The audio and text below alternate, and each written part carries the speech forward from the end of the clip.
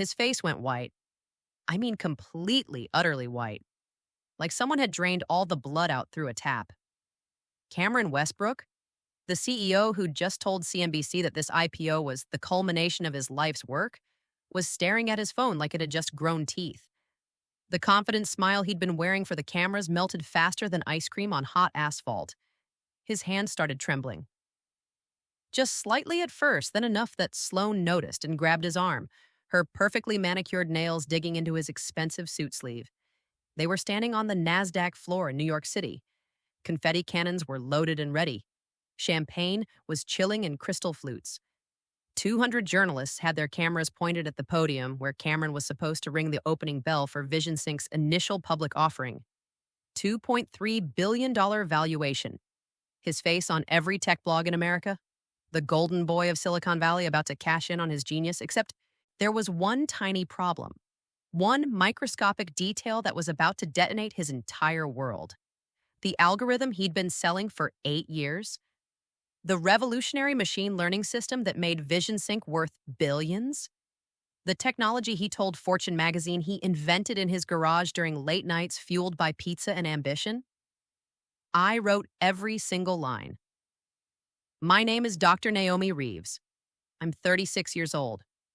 I have a PhD in computer science from Stanford, specializing in machine learning architecture. And for the past 8 years, I've been invisible. The woman behind the screen, the coding monkey, the technical resource, the mousy ex-wife who should just be grateful she got to play a small part in her husband's magnificent vision. But here's what Cameron forgot. What he never bothered to check, what his arrogance wouldn't let him see. I'm not just the woman who wrote his precious algorithm. I'm the woman who owns the patent to it. Sole inventor, exclusive rights, every product VisionSync has ever sold, every demo they've ever run, every promise they've made to investors, it all depends on my permission. And 6 minutes ago, I revoked that permission. The notification Cameron was staring at came from NASDAQ Legal Compliance. I know because I'm watching the same feed from my lawyer's office in San Francisco, 3,000 miles away from the chaos I just created. The email is short and devastatingly clear. VisionSync IPO suspended effective immediately. Patent license dispute filed by Dr. Naomi Reeves. Trading halted pending resolution. I watch Cameron's face on the live stream. He's trying to keep smiling, trying to look calm, but his eyes have that trapped animal panic that comes from realizing you've been outplayed and you never even knew you were playing. He excuses himself from the reporter mid-sentence and practically runs toward the back offices, Sloane stumbling after him in her designer heels. My lawyer, James Chen, sits beside me with a slight smile. How does it feel? I think about that question. How does it feel to watch 8 years of theft collapse in real time? How does it feel to finally be visible after spending nearly a decade as background scenery in your own life story? Ask me when it's over, I say. But let me back up. Because to understand why Cameron Westbrook is currently having a meltdown on national television, you need to understand how I got here. You need to know about the years of being erased, the miscarriage I survived alone, the divorce email that arrived at midnight, and the moment I realized that the man I loved had been systematically stealing my life's work while the world applauded him for it. You need to know about the patents and the commit logs and the emails I saved, the documentation I kept because some part of me, the part that spent 6 years earning a PhD, the part that learned to trust data over emotion, knew that eventually I'd need receipts. And you need to understand, too, something about revenge. Real revenge isn't about screaming or breaking things or making dramatic scenes. Real revenge is about truth. It's about taking back what was yours with such cold, undeniable precision that no one can argue with the math. So let me tell you how this started. Let me tell you about the day I stopped being invisible. Let's pause for a moment, guys. If this story is hitting close to home, I hope you'll stick around because what happens next is worth every second. Drop a like if you're rooting for me. It means the world. It began 10 years ago, though I didn't know it at the time. I was 26, finishing my PhD at Stanford, spending 18-hour days in the computer science lab writing code that would eventually change everything. I was working on machine learning architecture, teaching computers to recognize patterns in ways that mimicked human cognition, but operated at speeds no human could match. Facial recognition systems that could adapt in real time, technology that could revolutionize security, healthcare, automotive systems, everything. I loved that work. Loved it the way some people love art or music. There's something beautiful about elegant code, about watching an algorithm learn and evolve and suddenly understand something it wasn't explicitly programmed to know. It's like teaching someone to think, except your student is made of mathematics and logic instead of flesh and blood.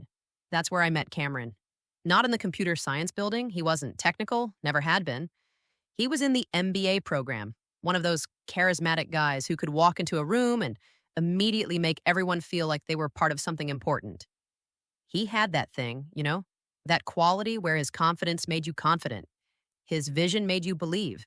We met at a campus mixer, some networking event the business school was hosting to connect MBA students with technical founders. I was there because my advisor insisted I needed to learn how to communicate my research to non-technical audiences.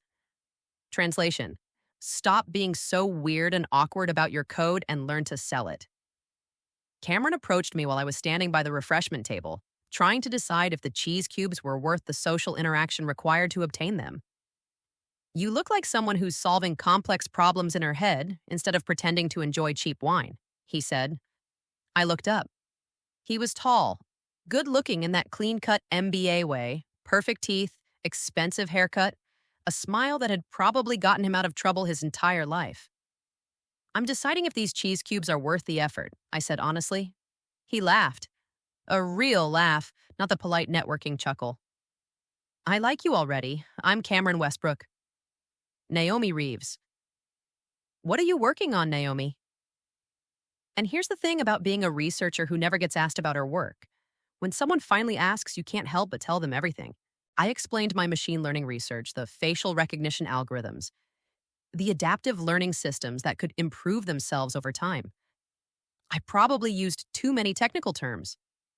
I probably got that intense look I get when I'm excited about code.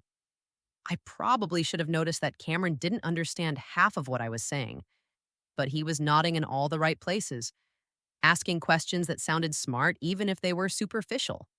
And when I finished, he said something that would change my entire life. "Naomi, that's brilliant. That's not just research, that's a company, that's a future."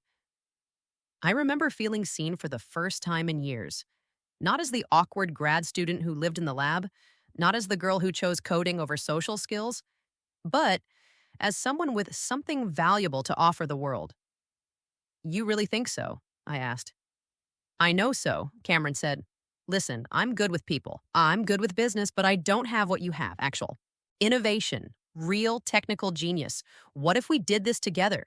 You build it, I sell it. We could change the world." It sounded like a dream. It sounded like partnership. It was the beginning of the longest con of my life. We started dating 2 weeks later, moved in together after 6 months. Got married a year after that, small ceremony, just close friends and family. My parents had passed away when I was in college. Car accident, sudden and devastating. So it was mostly Cameron's family. His mother, Constance, a woman who smiled with her mouth but never her eyes. His father, who'd made money in commercial real estate and expected his son to do something equally impressive. I remember Constance pulling me aside at the reception. "Cameron's always been destined for great things," she said. "I hope you'll support his ambitions. Not your ambitions together, not both of your dreams. His ambitions." I should have paid attention to that phrasing. We started Vision Sync in 2015, 2 years after we got married. Literally in our garage in Palo Alto. That part of Cameron's story is actually true. I'd finished my PhD and was being courted by several major tech companies. Google wanted me. Facebook was interested. But Cameron convinced me we should build something ourselves, something we owned together. "Why make someone else rich with your genius?" He said. "Let's build our future." So I turned down 6-figure job offers and stock options and instead poured everything into Vision Sync. I wrote the algorithm from scratch, spent 16-hour days coding, testing, refining. Cameron handled the business side, incorporation paperwork, pitch decks, investor meetings. We were a team. or so I thought. The first warning sign came in 2016 when we filed for our patent.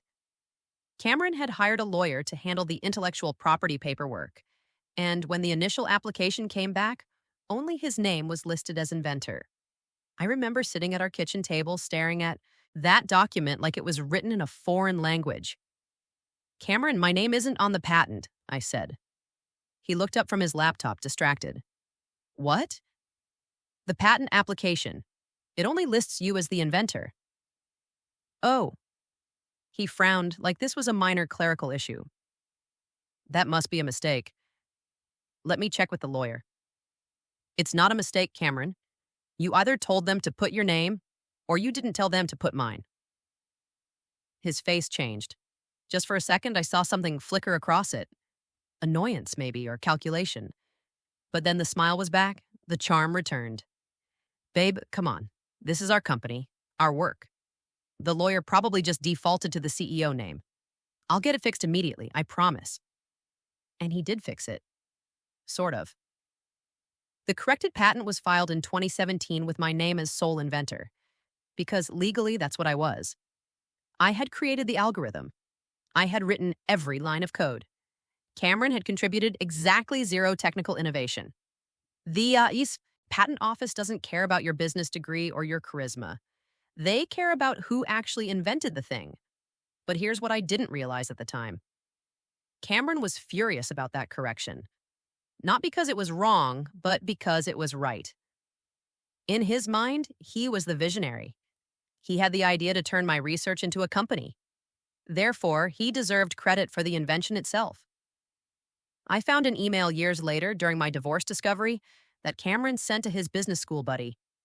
"Having to put Naomi's name on the patent is such bullshit. Yeah, she wrote the code, but I'm the one who saw the business potential. I'm the one making this company happen. She'd still be in some lab making poverty wages if it wasn't for me. But whatever, lawyers say her name has to be on it for now.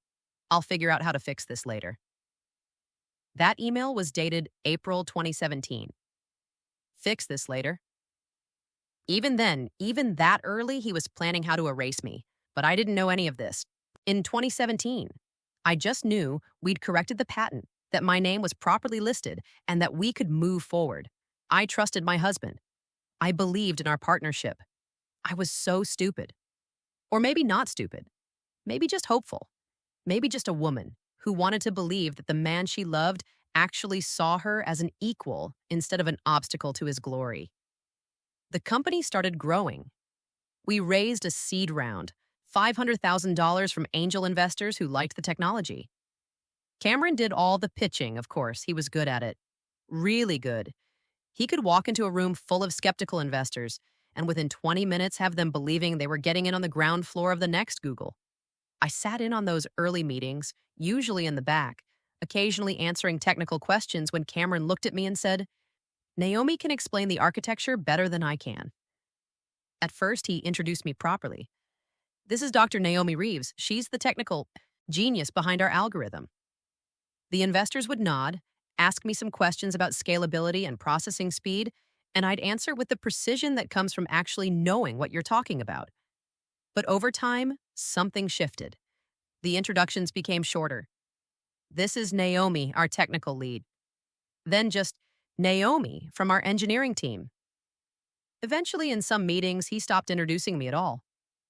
I was just there, the quiet woman with the laptop, taking notes and nodding while Cameron performed. And it was a performance. He had this way of talking about the technology like he understood it on some deep, intuitive level.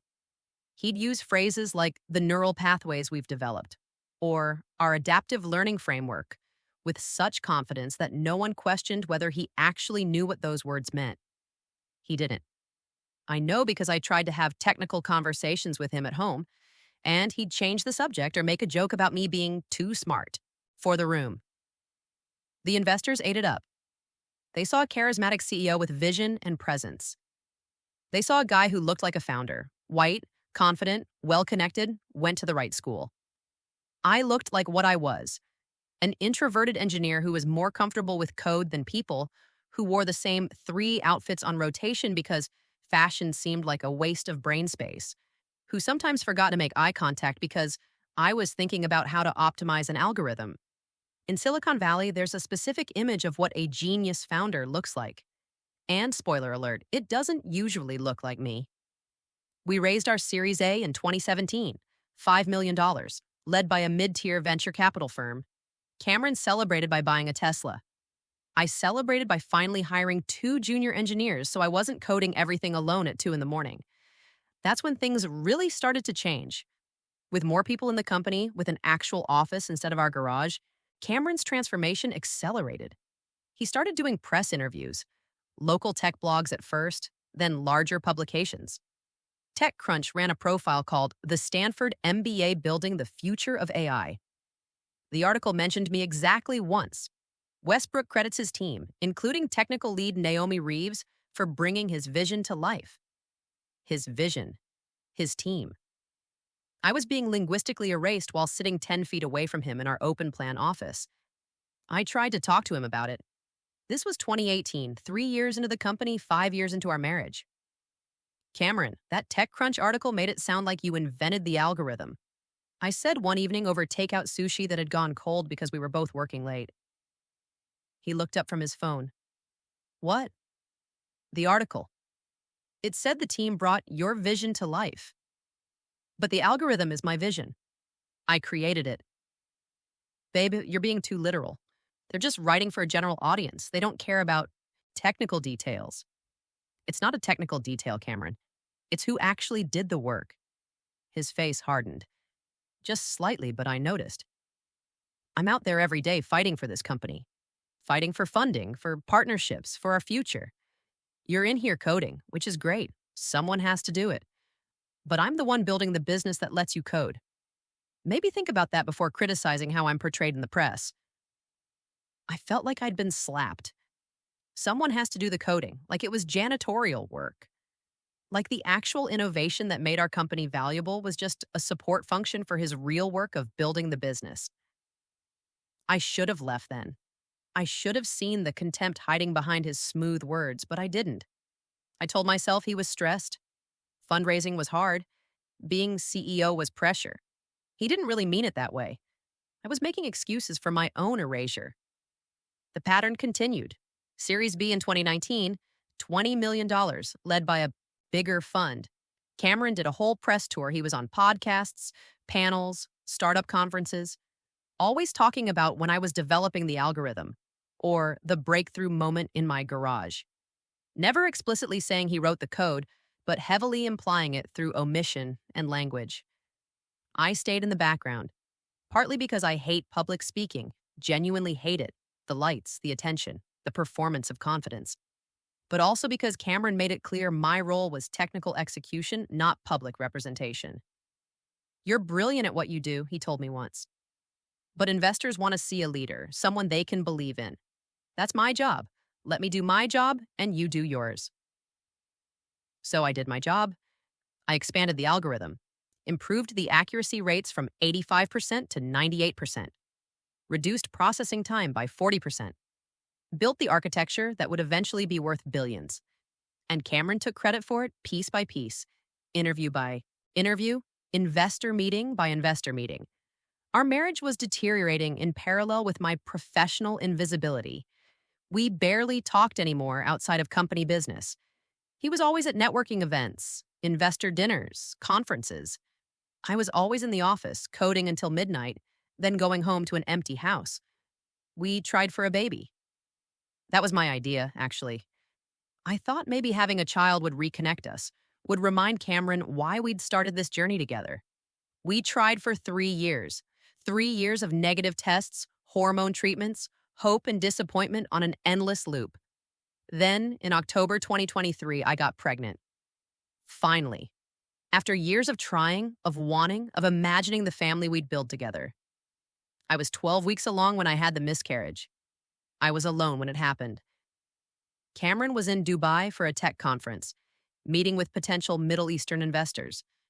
The cramping started around midnight. If you've enjoyed the story so far, make sure you're still with me for this next part. And hey, if you want to see more stories like this, drop a like to let me know you're in my corner. By 2 in the morning, I knew something was wrong. By 4, I was in the emergency room at Stanford Hospital, sitting under fluorescent lights that made everything look gray and hopeless, waiting for an ultrasound that would confirm what my body already knew. The doctor was kind. She had gentle eyes and a soft voice when she said, "I'm so sorry. There's no heartbeat. Your body is miscarrying naturally. We can monitor you here or you can go home. It's your choice." I chose to stay. Going home to that empty house, bleeding and grieving alone, felt impossible. I texted Cameron at 6 in the morning, California time. That made it 2 in the afternoon in Dubai.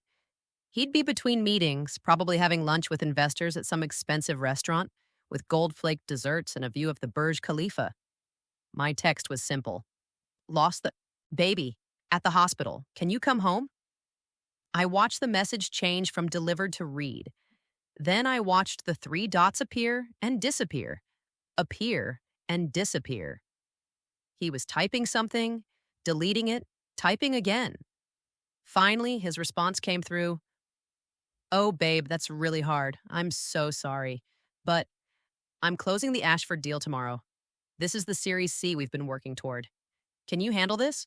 I'll be home in 4 days. We'll talk then. Love you."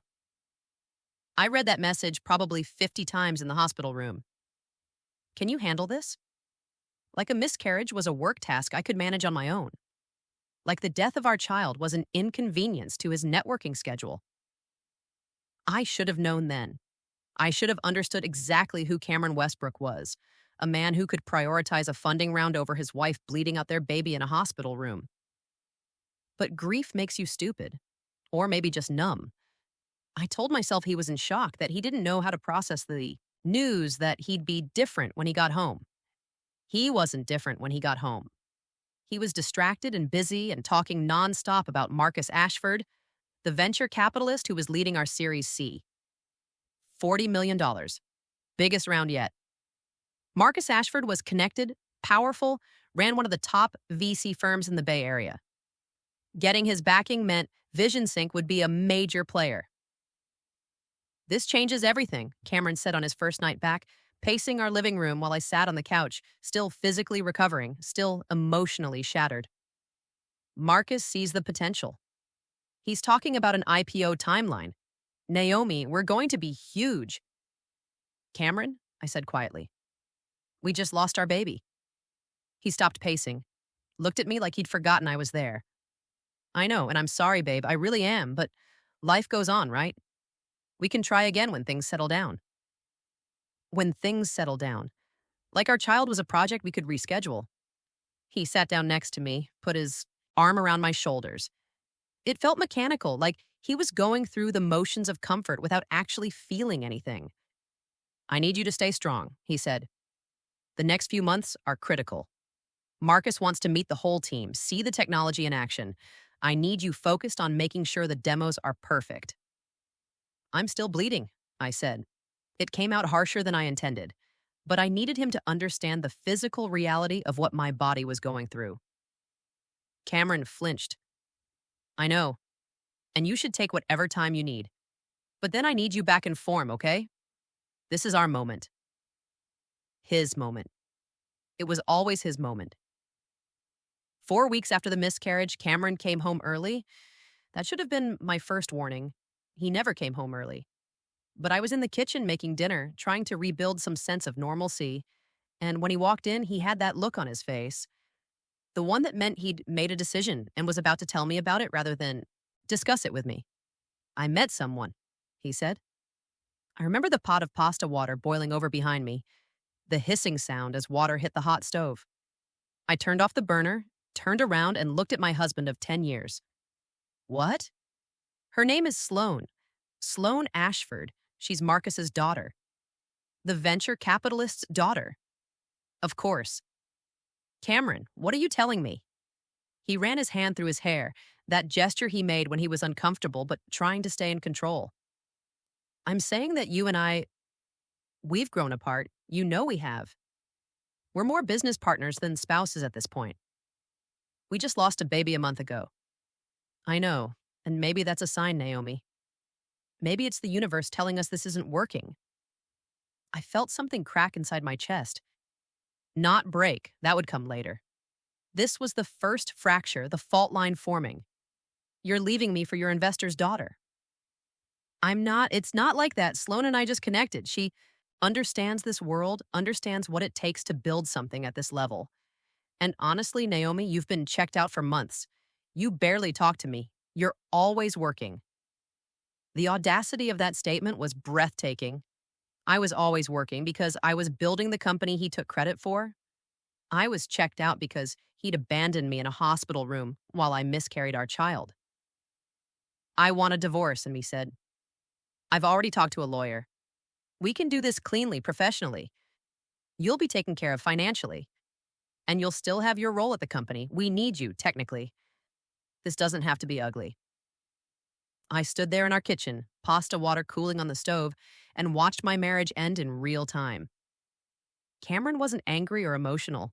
He was businesslike, efficient. He'd already made the decision, already talked to lawyers, already moved on to Sloan Ashford with her venture capitalist father and her understanding of what it takes to build something at this level. Get out, I said quietly. Naomi, get out of this kitchen. I need to think. He left, went into his office, probably to call Sloan and tell her the conversation had gone fine, that his soon-to-be ex-wife was being reasonable about the whole thing. I sat down at the kitchen table and tried to process what had just happened.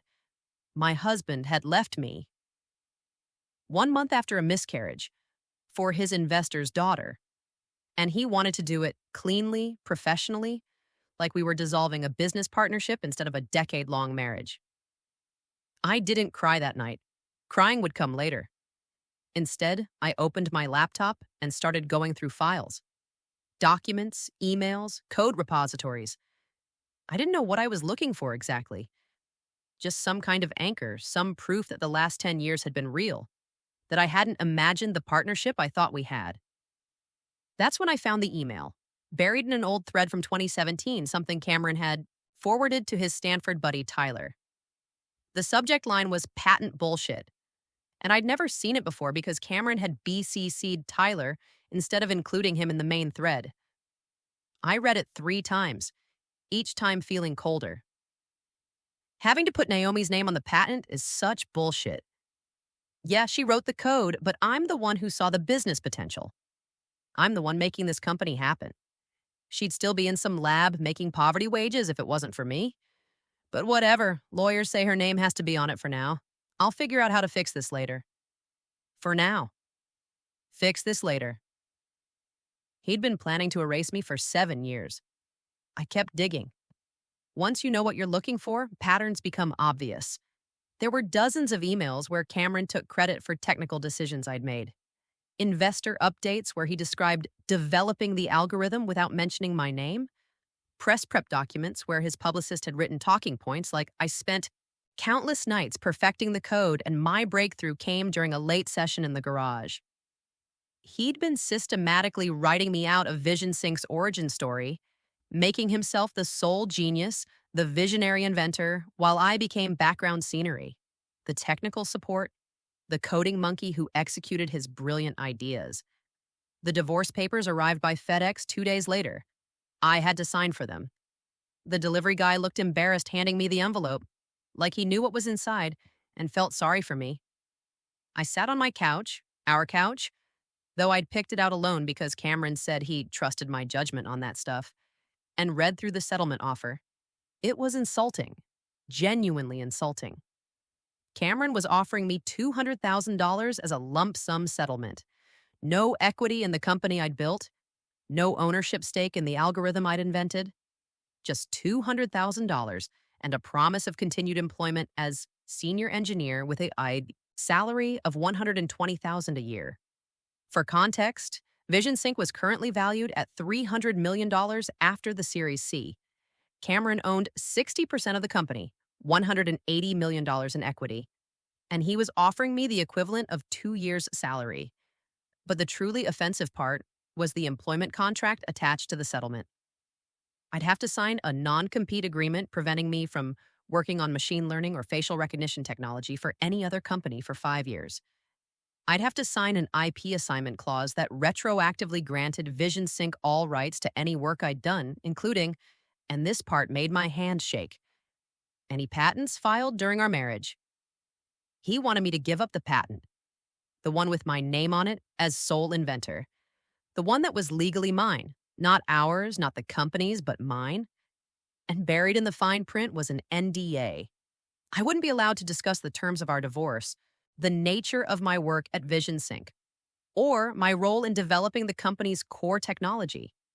Essentially, he wanted to buy my silence about the fact that I'd invented everything he was taking credit for. $200,000 to disappear quietly and let Cameron Westbrook rewrite history with himself as the hero. I called the only person I could trust. Priya Kandari had been my roommate at Stanford during grad school. We'd pulled all-nighters together, debugged impossible code together, survived the particular hell of PhD qualifying exams together. She'd gone into patent law after graduation and now worked at one of the top intellectual property firms in San Francisco. Priya, I said when she answered. I need help. We met at a coffee shop in Palo Alto the next morning. I brought my laptop, a thumb drive with 8 years of documentation, and the divorce papers. Priya brought a legal pad and the sharp analytical mind that had made her one of the best patent attorneys in the Bay Area. I walked her through everything: the marriage, the company, the miscarriage, the divorce, the settlement offer. She listened without interrupting, taking notes in her precise handwriting, occasionally asking clarifying questions. When I finished, she was quiet for a long moment. Then she said, Naomi, do you still have the patent documentation? Of course, why? Because I need to see who's listed as the inventor. I pulled up the patent filing on my laptop. Patent Docker US 1EU234567B2. Method and system for adaptive machine learning and real-time facial recognition. Filed March 2017. Status: active. Inventor: Dr. Naomi Reeves, sole inventor. Not co-inventor, not Reeves and Westbrook, just my name. Priya stared at the screen. Then she started laughing. Not a happy laugh. A dark, incredulous laugh that made other coffee shop patrons look over at us. Oh my God, she said. Naomi, do you understand what this means? I wrote the algorithm, so my name is on the patent. So what? So what? Naomi, you don't just own the code. You own the exclusive rights to the technology. The patent grants you the sole right to make, use, and sell anything based on that algorithm. VisionSync has been operating under an implied license, but that license was based on your marriage and your participation in the company. My brain was starting to catch up. So if I leave the company, the implied license becomes questionable. And if Cameron is divorcing you and cutting you out? Priya's smile was sharp. You can revoke that license, completely, legally. What happens to VisionSync if I do that? She met my eyes.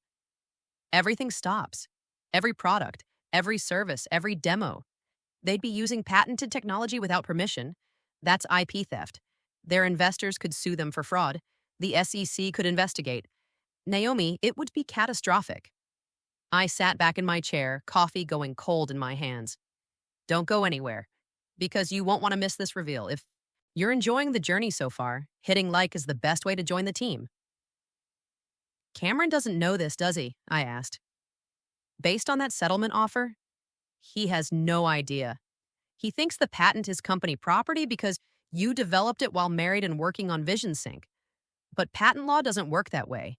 The named inventor owns the patent unless they explicitly assign it to someone else. And you never did that, did you? I shook my head. The lawyer we used in 2017 explained that to me. He said I could assign it to the company if I wanted, but I didn't have to. I kept it in my name because, honestly, after Cameron tried to claim sole inventor status the first time, I wanted protection. Smart. Really smart. Priya pulled out her phone. I need to make a call. There's someone you need to meet.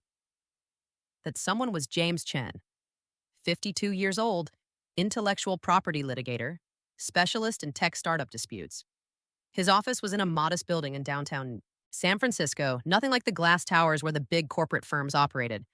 But Priya told me he was the best at what he did, which was taking down frauds who built empires on stolen IP. I love David versus Goliath cases. James said during our first meeting, after Priya had explained the situation. And Cameron Westbrook has made himself a very big Goliath. He spent 6 hours reviewing my documentation that first day. The patent files, the code repositories, the commit logs showing that 94% of VisionSync's code base was attributed to my GitHub account. The emails where Cameron explicitly acknowledged my work to early investors. The press articles where he took credit without correction. This is the most documented case of intellectual property theft I've seen in 20 years, James finally said, leaning back in his chair with something like admiration on his face. You kept everything. I'm a scientist, I said. Documentation is how we prove things. Well, your scientific method is about to prove that your ex-husband is a fraud. He pulled out a legal pad. Now, we have 3 options here. Option A, we negotiate a massive settlement. Quiet, private. Cameron pays you what you're actually worth, equity, cash, everything. You walk away rich and he keeps his reputation. Option B, I asked. We go nuclear, revoke the license immediately, file suit for patent infringement, watch the company collapse. It'll be fast, ugly, and public. And option C? James smiled. It wasn't a nice smile. The long game. VisionSync is planning an IPO, right? Spring 2025? I nodded. Cameron had been talking about the IPO for months. It was his ultimate goal. Taking the company public, billion-dollar valuation, his face in every business magazine as the genius founder who'd made it. We wait, James said. We let him get all the way to the finish line. Let him do the roadshow, get the valuation, prepare for the NASDAQ bell. Then, right before trading, opens, we pull the rug out, file the patent dispute, revoke the license, reveal everything when the stakes are highest and the media attention is maximum. That would destroy the company, I said slowly. Yes, it would also destroy Cameron's reputation permanently. Every article about VisionSync's failed IPO would mention that the CEO stole his ex-wife's invention. Every investor who lost money would know they backed a fraud. He wouldn't just lose the company, he'd lose everything. Priya was watching me carefully. Naomi, you don't have to do this. We can do option A. Get you paid and move on with your life. I thought about Cameron's face when he told me about Sloan. The casual way he'd said, she understands this world. I thought about the miscarriage, the hospital, the text message that said, can you handle this? I thought about 10 years of being erased, of watching him take credit for my work while I became invisible. I thought about that email from 2017. I'll figure out how to fix this later. He'd been planning to eliminate me from the story for 7 years. Now I was going to eliminate him from the company. Not with violence or dramatics, but with the one thing Cameron couldn't argue with, the truth, documented and undeniable. Option C, I said, I want the long game. James nodded slowly. You understand this will be very public, very ugly? The tech press will cover every detail. Good, I said. Let everyone see who actually built VisionSync. Before we continue, if you're enjoying this story, please subscribe and tell me in the comments where you're watching from and what time it is there. I see every single comment, and your support means everything to me. Now, back to the moment I decided to take down the man who tried to erase me. The strategy was simple. Stay quiet, stay invisible. Let Cameron dig his own grave. I signed a temporary employment contract on James's advice. Not the one Cameron had sent with the divorce papers. That one got shredded. But a simple agreement that kept me working at VisionSync as senior engineer while the divorce was processed and the legal strategy was prepared. To Cameron, it looked like I'd accepted my demotion, like I was too broken or too scared to fight back. He probably thought the miscarriage had destroyed me, that I'd be grateful just to keep my job and stay in his orbit. He had no idea I was building a legal nuclear weapon. I showed up at the office every day, sat at my desk in the engineering section far from the executive floor where Cameron's corner office overlooked the bay. I wrote code, fixed bugs, attended team meetings. I was quiet, professional, forgettable, and I documented everything. Every time Cameron did a press interview claiming he'd developed the algorithm, I saved the article. Every company all hands where he talked about my invention and my vision, I recorded it on my phone. Every email where technical decisions were attributed to him instead of me, I forwarded to my personal account. Cameron was making it so easy. His arrogance had reached the point where he didn't even bother with plausible deniability anymore. He fully believed his own story, that he was the genius, the inventor, the visionary founder. Meanwhile, Sloane Ashford had moved into my life like she was redecorating an apartment she'd just bought. She started working at VisionSync 2 months after Cameron asked for the divorce. Her official title was brand director, which as far as I could tell meant she walked around the office making aesthetic judgments about things that didn't need judging. Sloane was 29, former fashion model turned brand consultant, which apparently qualified her to have opinions about our company culture. She was beautiful in that expensive, maintained way. Perfect highlights, perfect skin, perfect clothes that probably cost more than my monthly rent. Everything about her screamed old money and social status. She was also cruel, in ways that Cameron never had been. He erased me through omission. She erased me through deliberate, calculated humiliation. Her first week, she held a company-wide meeting about elevating our brand presence. I sat in the back of the conference room with the other engineers, watching her present a slideshow about aesthetic cohesion and founder visibility. We need to think about how VisionSync is perceived externally, she said, clicking through images of other successful tech companies. Our competitors have this polished, aspirational quality. We need that too. More sophistication, more polish. She paused on a photo of our team, taken at a company retreat 6 months earlier. Less basement energy. Several people in the room shifted uncomfortably. Everyone knew she was talking about the engineering team. About me specifically, probably, since I was wearing the same black hoodie and jeans I wore most days because fashion seemed like a pointless distraction from actual work. Cameron has been carrying this company's vision for years, Sloane continued, smiling at him where he sat in the front row.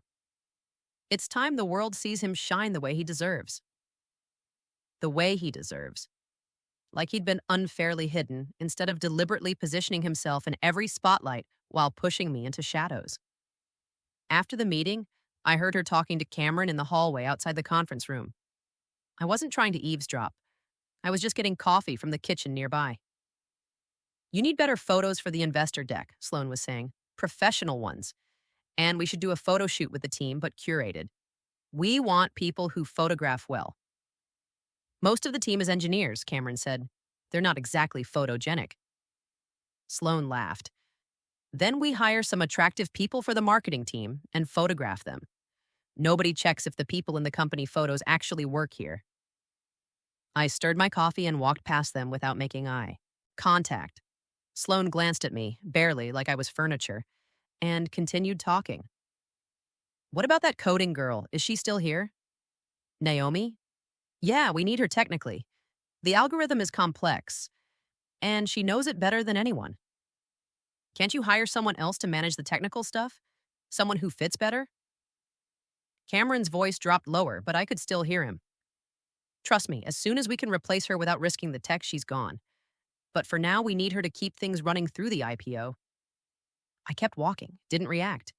Just went back to my desk, opened my laptop, and forwarded that entire conversation, which I'd recorded on my phone, audio only, but perfectly clear, to my personal email and to James Chen.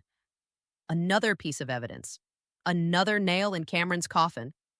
The worst part was watching my former colleagues distance themselves from me. People I'd worked with for years, engineers I'd mentored, team members I'd helped hire, they all started treating me differently once Sloane arrived and made it clear I was out of favor. Nobody wanted to be associated with the fallen ex-wife when the new wife was clearly the future. It was a social survival instinct. I understood it intellectually, even if it hurt emotionally. Except for Marcus Chen, one of our senior engineers. He'd been with VisionSync for 3 years and was one of the few people who actually understood what I'd built. He started leaving coffee on my desk in the mornings. Never said anything, just a small gesture of solidarity that kept me sane. They don't deserve you, he whispered once, passing my desk on his way to a meeting. Everyone knows you built this. Not everyone, I said. Everyone who matters technically. The rest are just noise. It helped, knowing at least one person saw through the performance. Cameron and Sloane got engaged in November 2024. The announcement went out on all the tech blogs. VisionSync CEO Cameron Westbrook proposes to Sloane. Ashford creating a power couple in Silicon Valley. The photos showed them at some exclusive restaurant in San Francisco, Sloane's enormous diamond ring catching the light, both of them looking like they'd won the lottery. The announcement mentioned me exactly once. Westbrook recently finalized his divorce from his first wife. That's all I was. His first wife. Not the co-founder of his company, not the inventor of his algorithm, just the woman he'd upgraded from. Our divorce was finalized in December. I signed the papers in James Chen's office, officially ending 10 years of marriage. The settlement was nothing like Cameron's original offer. James had negotiated better terms while keeping our real strategy hidden. I got a reasonable cash payment, kept my job, but most importantly, retained full ownership of my patent. Cameron's lawyer had tried to argue for IP assignment, but James shut it down with surgical precision. Dr. Reeves is the sole named inventor on patents. Year US 123 7BU, James had said during negotiations. That patent was filed after the original 2016 filing was corrected. My client has no legal obligation to assign her intellectual property to your client or to VisionSync. If Mr. Westbrook wants to contest patent ownership, we can do that in federal court with full discovery. I'm sure the investors would love to hear that the company's core technology is legally questionable. Cameron's lawyer backed down immediately. They couldn't risk that fight, not with an IPO coming. So Cameron got the marriage dissolved, got to move on with Sloane, and assumed he'd won because I was too beaten down to cause problems. He thought I'd signed away my power. He had no idea I was just getting started. VisionSync announced their IPO plans in January 2025. Target date March 15th. Opening price $38 per share. Expected valuation $2.3 billion. The tech press went crazy. Every major publication ran features about Cameron Westbrook, the visionary founder who'd built VisionSync from nothing. Forbes did a cover story. Bloomberg ran a profile. TechCrunch called him the most exciting founder since Zuckerberg. I read every article, saved every one, added them to the evidence file that was growing larger every day. The Forbes piece was particularly galling. Cameron Westbrook spent countless late nights in his Palo Alto garage perfecting the machine learning algorithm that would become VisionSync's foundation, it read. His breakthrough came during a marathon coding session in 2015, fueled by pizza and the kind of obsessive focus that separates true innovators from mere engineers. Mere engineers. That's what I'd been reduced to. The nameless, faceless technical staff who executed the vision of true innovators like Cameron. The article mentioned the company's team in passing. Westbrook has assembled a talented group of engineers, but not a single name. Not mine, not Marcus's, not anyone who'd actually built the technology. Just Cameron, standing alone in his garage, inventing the future. There was a photo spread. Cameron in front of a whiteboard covered in equations he definitely didn't understand. Cameron at his desk, looking thoughtfully at multiple computer monitors. Cameron and Sloane at a charity gala, Silicon Valley's most glamorous couple. One photo showed him holding what looked like a notebook full of code. The caption read, Westbrook's original algorithm sketches from 2015. I recognized that notebook. It was mine, from my PhD research. He'd literally staged a photo with my work and claimed it as his own. I sent the article to James Chen with a single line. Add it to the pile. His response came back immediately. This just keeps getting better. He's making our case for us. Cameron and Sloane bought a penthouse in Russian Hill. $6 million, according to the real estate blogs that covered their purchase. Floor-to-ceiling windows, rooftop terrace, smart home technology throughout. Ironically powered by VisionSync's algorithm, which I'd written. They did a feature in Architectural Digest. The headline was, At Home with Tech's Power Couple. The photos showed them in their perfect apartment, looking perfect, talking about their perfect life. I wanted a space that reflected who we are, Sloane said in the article. Sophisticated, forward-thinking, but still warm. Cameron worked so hard building the future. I wanted him to come home to something beautiful. There was a photo of Cameron's home office. Minimalist desk, expensive chair, multiple monitors showing VisionSync dashboards, and on the wall behind him, framed, was the original VisionSync patent filing, the 2016 one, the fraudulent one with only his name listed as inventor. Not the corrected 2017 filing that had my name. He'd literally framed the document that proved he'd tried to steal my patent. I stared at that photo for a long time. Then I sent it to James with a note, "Smoking gun?" "More like a smoking nuclear warhead," he wrote back. "He's displaying evidence of his attempted fraud as decoration. You can't make this up." The IPO roadshow began in February. Cameron traveled to New York, London, Hong Kong, meeting with institutional investors and selling them on VisionSync's future. The presentations were slick, professional, full of growth projections and market opportunity analyses. Every presentation featured Cameron's algorithm prominently. Every pitch deck had his photo next to technical diagrams I'd created. Every investor meeting reinforced the narrative that he was the genius behind the technology. I watched recordings of these presentations. VisionSync posted them on their investor relations website. I watched Cameron stand in front of rooms full of wealthy people and explain how machine learning worked, using explanations I'd written for him years ago when he first needed to understand what I'd built. "The neural network adapts in real time," he told a room of London investors, gesturing at a slide showing my architecture diagrams. "I designed it to learn from each interaction, improving accuracy exponentially." I designed it. Not we designed it, or our team designed it. Just I. He'd stopped even pretending I existed. Marcus Ashford, Sloane's father, was everywhere during the roadshow. He'd led the Series C funding and now stood to make hundreds of millions when the IPO launched. He gave interviews about his investment thesis, about why he'd bet big on Cameron. "I invest in people," Marcus told Bloomberg. "Cameron has that rare combination of technical brilliance and business acumen. He built something revolutionary, and now the world will recognize it. Technical brilliance for the man who couldn't code, who didn't understand the algorithm, who'd literally asked me once why we couldn't just make the AI smarter like it was a volume dial. But Marcus Ashford was a man who'd spent 40 years in ventures, capital investing in people who looked like him, talked like him, came from the same country clubs and business schools. Cameron fit that profile perfectly.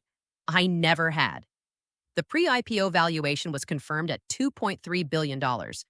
Cameron's 60% stake meant he'd be worth approximately $1.4 billion the moment trading opened.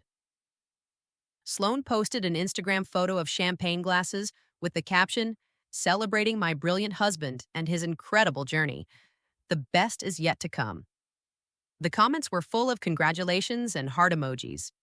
Nobody mentioned the ex-wife who'd actually built the technology, making them rich. Why would they? I'd been erased so thoroughly that most people didn't know I'd ever existed. Meanwhile, James Chen was preparing our legal filings with the precision of a surgeon planning a complicated operation. We had everything we needed: patent documentation, commit logs, emails, press articles, recorded statements, witness, testimonies. "I need you to understand something," James said during one of our final strategy meetings, 3 weeks before the IPO date. "When we file these documents, there's no going back. Cameron will be destroyed. The company will probably collapse. Investors will lose money. Some of them might be innocent people whose pension funds bought into this." "The investors did due diligence," I said. "Or they should have. If they invested in a company without verifying who owned the core patent, that's on them." "True. But I need to hear you say it. You want option C, the nuclear option? The very public destruction of everything Cameron built?" I thought about that question. I really thought about it. Did I want to destroy Cameron? Not really. Revenge had never been my motivation. I'm a scientist. Revenge is an emotional indulgence that wastes energy better spent on productive work. But did I want the truth revealed? Did I want the world to know who actually built VisionSync? Did I want every article, every investor pitch, every award ceremony corrected to show that Cameron Westbrook was a fraud who'd stolen his ex-wife's life's work and repackaged it as his own genius? Yes. Absolutely yes. "I want option C," I said. "I want everyone to know the truth." James nodded slowly. "Then let's burn it all down." The final 3 weeks before the IPO were surreal. I went to work every day, wrote code, attended meetings, stayed invisible. Cameron was barely at the office. He was doing final investor meetings, press interviews, preparation for the NASDAQ bell ceremony. When he was there, he walked around like a king, surveying his kingdom. He'd put on weight from all the celebration dinners, bought expensive suits that fit his new status, carried himself with the confidence of someone who'd won at life. He passed my desk once, didn't even glance at me. I was furniture. Background. A problem he'd successfully managed and moved past. Sloan came by the office occasionally, always overdressed, always treating the engineering floor like she was touring a factory. She'd wrinkle her nose at the clusters of monitors and empty energy drink cans, make comments about workspace aesthetics, then retreat to Cameron's executive suite where everything was tasteful and expensive. I overheard her talking to Cameron one afternoon through his partially open office door. "Do we have to keep her after the IPO?" Sloan asked. "It's awkward. Your ex-wife working here." "She's useful," Cameron said, "and she's keeping quiet, which is what matters. After we go public, we'll hire a technical director who can manage the algorithm. Give it 6 months, then we'll phase her out." "Good. She makes the office feel dowdy." They laughed. Both of them. About how I made the office feel dowdy while I sat 50 feet away, the actual inventor of the technology making them rich. I added that conversation to my phone's recording app and sent it to James. Another piece of evidence. Showing premeditation. Showing they knew they were erasing me and didn't care. "They're making this so easy," James texted back. "It's almost not fair." Almost. Marcus Chen, the senior engineer who'd been leaving coffee on my desk, stopped by one evening when most people had gone home. I was debugging a particularly tricky section of code. Ironically, fixing a problem in the algorithm that Cameron would take credit for solving. "Naomi," Marcus said quietly, "can I ask you something? Are you okay? Really okay?" I looked up from my screen. Marcus was watching me with genuine concern, the kind I hadn't seen from anyone at VisionSync in months. "Why do you ask?" "Because I've worked here 3 years and I've watched you get erased piece by piece. I know you built this algorithm. Everyone technical knows it. And watching Cameron take credit while you just sit here quietly, it doesn't seem like you." "What seems like me?" "Fighting back. You're one of the smartest people I've ever worked with. You don't strike me as someone who'd just accept this." I considered telling him everything. Marcus was trustworthy, and he'd been kind when everyone else had abandoned me. But James had been clear. The fewer people who knew, the better. No leaks, no warnings, complete surprise. "Sometimes fighting back looks like staying quiet," I said finally. Marcus studied my face for a moment, then nodded slowly. "Okay, just know that some of us see you. Some of us know the truth." "Thank you, Marcus. That matters more than you know." He left, and I went back to debugging code for a company that was about to implode. The IPO date arrived. March 15th, 2025. Cameron and Sloan flew to New York 2 days early. They stayed at the St. Regis, posted Instagram photos from expensive restaurants, attended pre-IPO parties with other soon-to-be wealthy founders. I stayed in San Francisco, officially to maintain technical operations during the IPO launch. Really, I was in James Chen's office, watching multiple live feeds on computer monitors while we prepared to detonate the bomb we'd been building for months. James had prepared 2 documents. First, a cease and desist order filed with federal court, claiming patent infringement and demanding VisionSync immediately stop using my algorithm without proper license. Second, a patent license revocation, formally notifying VisionSync, NASDAQ, and the SEC that I was revoking any implied permission for the company to use my patented technology. Both documents were ready to file electronically the moment we gave the word. James had timed it perfectly. We'd file at 6:20 a.m. Pacific time, 10 minutes before markets opened, 5 minutes before Cameron was supposed to ring the opening bell. "You're sure about this timing?" I asked for probably the 10th time. "I'm sure," James said. "If we file too early, they might be able to delay and regroup. Too late, and trading will have started. Harder to halt. This window gives NASDAQ exactly enough time to suspend trading before it begins, but not enough time for Cameron to mount any defense. He's going to be on live television." I know. Every tech journalist in America will be watching. It's going to be spectacular. James wasn't gloating. He was simply stating facts. But there was a glint in his eye that suggested he was enjoying this at least a little. Priya was there too, having taken the morning off from her firm to witness what she called the most justified patent enforcement action in Silicon Valley history. "How are you feeling?" she asked me. "Numb," I admitted. "This has been building for so long, and now it's actually happening." "Cold feet?" "No, just processing." The monitors showed multiple feeds. CNBC's Squawk Box, where Cameron would be interviewed, a live stream of the NASDAQ floor, Bloomberg's IPO coverage, Twitter's trending topics, where VisionSync IPO was already climbing. My phone buzzed. A text from Cameron, of all people. First, communication from him in weeks. "Big day. Thanks for holding down the fort in SF. Couldn't have done this without you." I stared at that message. Couldn't have done this without you. Truer than he knew, but not in the way he meant. I didn't respond. Just set my phone down and watched the clock tick toward 6:20 a.m. Let me know you're watching by dropping a like. It's a small gesture that makes a massive difference for the channel. Cameron appeared on the CNBC monitor at 6:15 a.m. He looked incredible. Perfectly tailored navy suit, crisp white shirt, haircut that probably cost $500. Sloan stood beside him in a designer dress that matched the VisionSync brand colors. They looked like they'd been photoshopped into reality. Too perfect to be real people. The host, a cheerful woman with impressively white teeth, was gushing about the IPO. "Cameron, you must be so excited. 8 years of building VisionSync, and today it all pays off. How does it feel?" Cameron's smile was genuine, unguarded. "It feels like validation, honestly. When I started developing this algorithm in my garage back in 2015, I knew I had something special. But getting the world to see that vision took years of hard work, persistence, and belief in what we were building. My garage. I started developing. My vision." Every sentence was a lie. Every word was theft. James was typing on his laptop, fingers moving quickly across the keyboard. "Okay, documents are queued. I just need to hit submit and they'll file simultaneously with the court, NASDAQ, and the SEC. "Do it," I said. He looked at me one more time. "Last chance to change your mind." "I'm not changing my mind. File them." James hit submit. On his screen, I watched confirmation messages appear.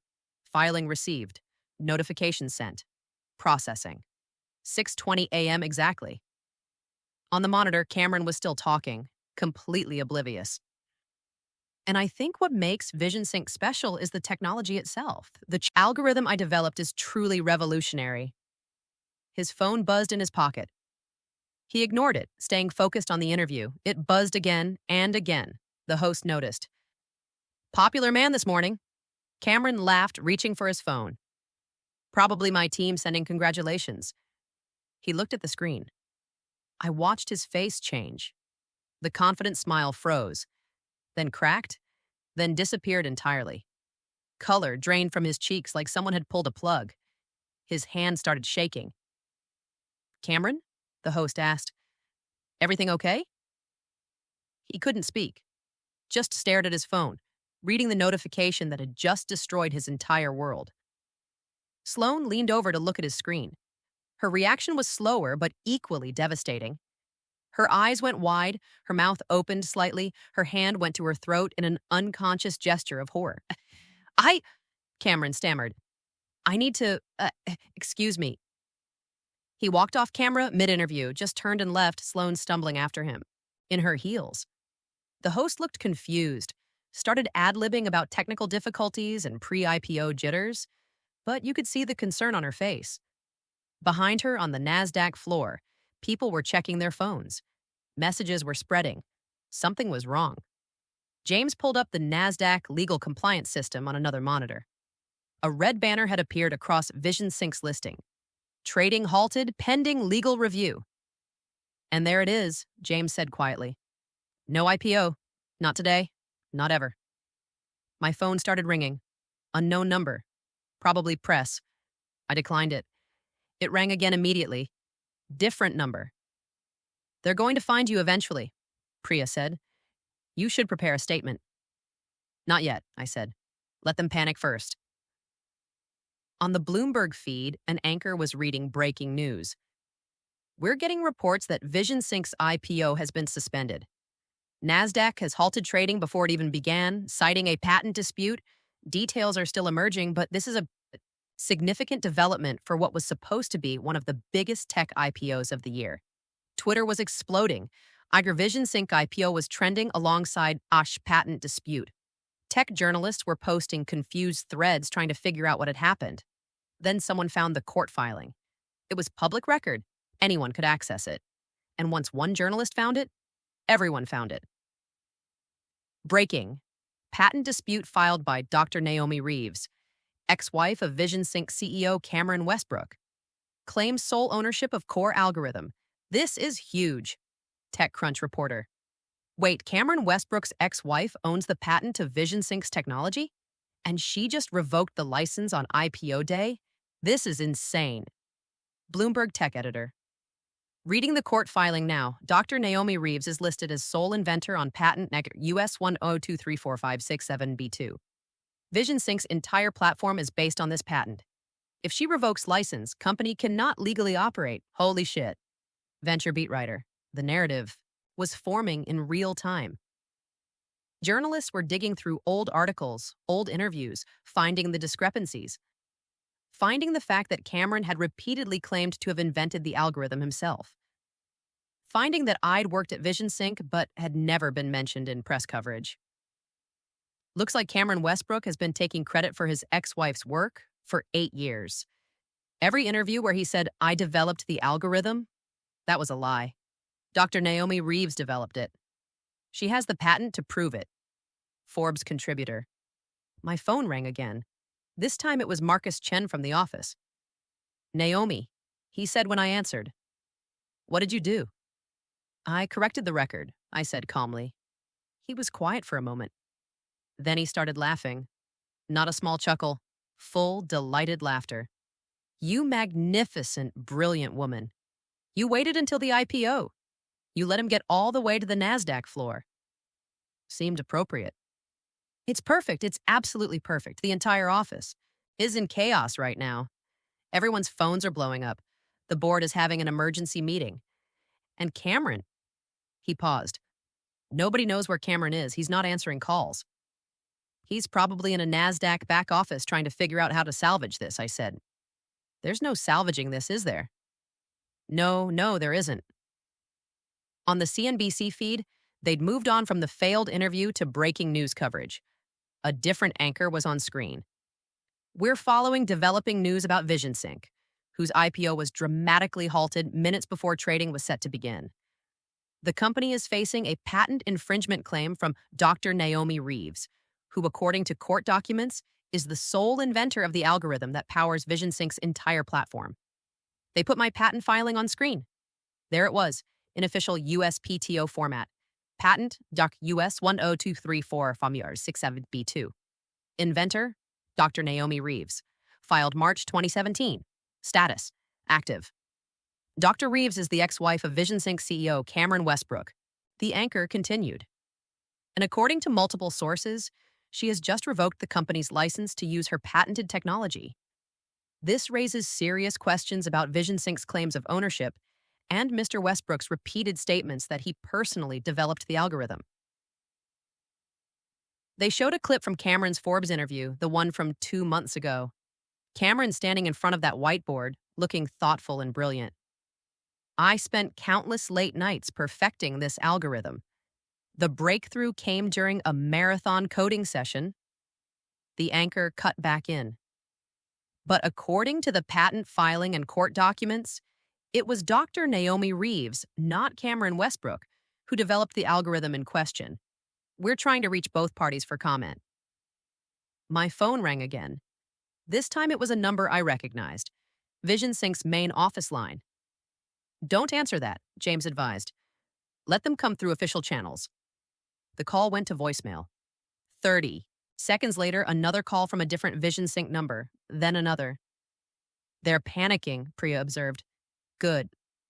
On another monitor, someone had found Cameron and Sloan. A reporter with a phone camera had caught them in a hallway backstage at NASDAQ. Cameron looked like he'd aged 10 years in 10 minutes. His perfect hair was mussed, his tie loosened, sweat visible on his forehead despite the air conditioning. "Mr. Westbrook, can you comment on the patent dispute?" the reporter called out. Cameron tried to push past. "No comment right now." "Is it true your ex-wife owns the patent to your core technology?" "This is a misunderstanding." "Did you claim to have invented an algorithm that you didn't actually create?" "That's not. You're taking this out of context." Sloan grabbed Cameron's arm, trying to pull him away from the cameras. But more reporters were converging, phones out, questions flying. "Mr. Westbrook, did you knowingly mislead investors about who developed Vision Sync's technology?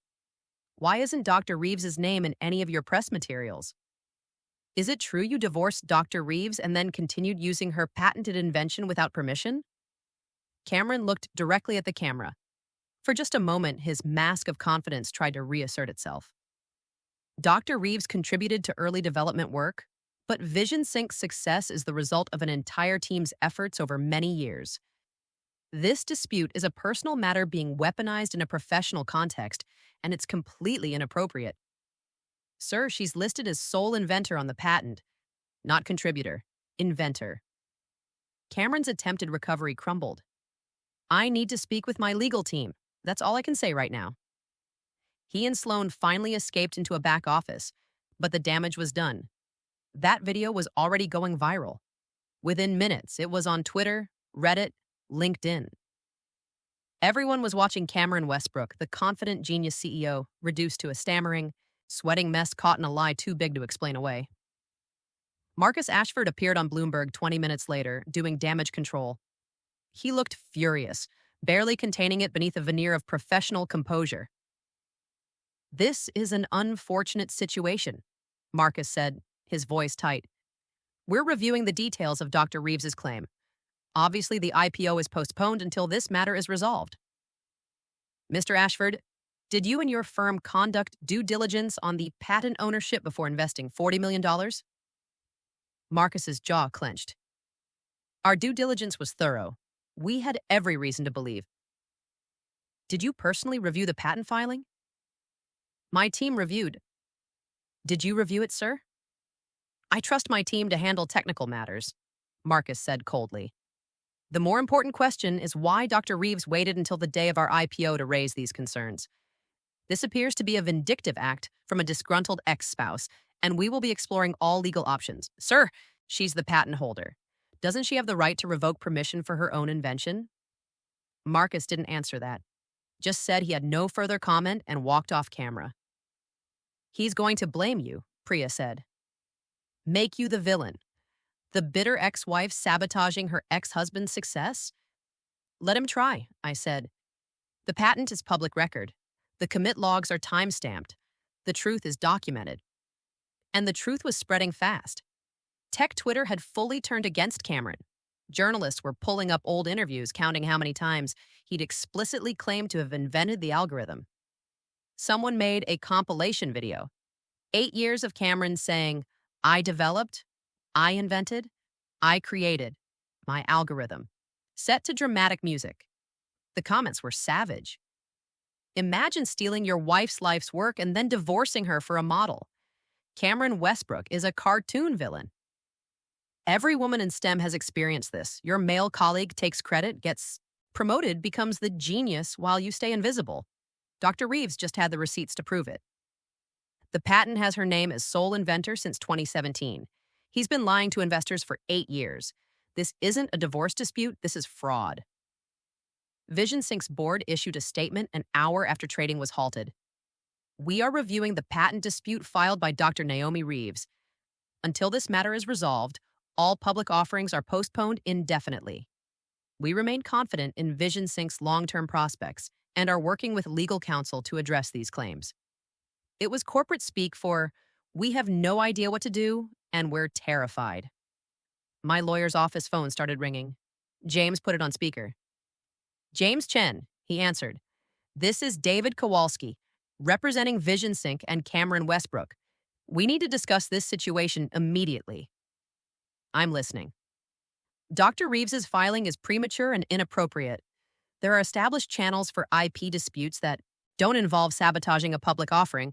We're prepared to offer a generous settlement if she'll withdraw her claim and allow the IPO to proceed. James looked at me. I shook my head. Dr. Reeves is not interested in a settlement, James said calmly. She's interested in the truth being acknowledged. Your client has spent 8 years publicly claiming he invented technology that he did not create. He's defrauded investors, the press, and the public. That's defamatory. It's documented fact. We have commit logs showing Dr. Reeves wrote 94% of VisionSync's codebase. We have emails from your client acknowledging her as the creator of the algorithm. We have the patent filing listing her as sole inventor. We have 8 years of press interviews where Mr. Westbrook lied about his role. Which part would you like to dispute first? Silence on the other end. Your client built his empire on stolen intellectual property, James continued. Dr. Reeves has every legal right to revoke permission for her patented invention. If VisionSync wants to continue operating, they'll need to negotiate a proper licensing agreement.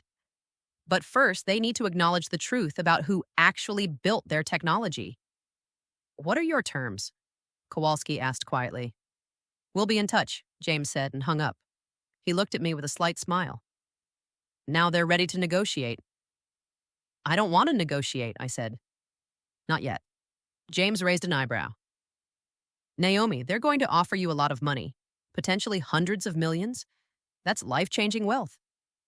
I know, but money isn't the point. The point is the truth. I want depositions. I want discovery.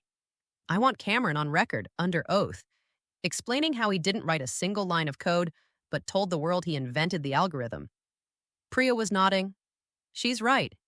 If you settle now, Cameron gets to spin this as a business dispute. An expensive mistake, but fixable. If you take it to litigation, everything comes out. Every lie, every theft, every moment he erased you. It'll be ugly, James warned. Very public. The press will dissect your entire marriage. They'll try to paint you as vindictive. They're already doing that, I said, gesturing to one of the monitors where a financial news commentator was speculating about my motives.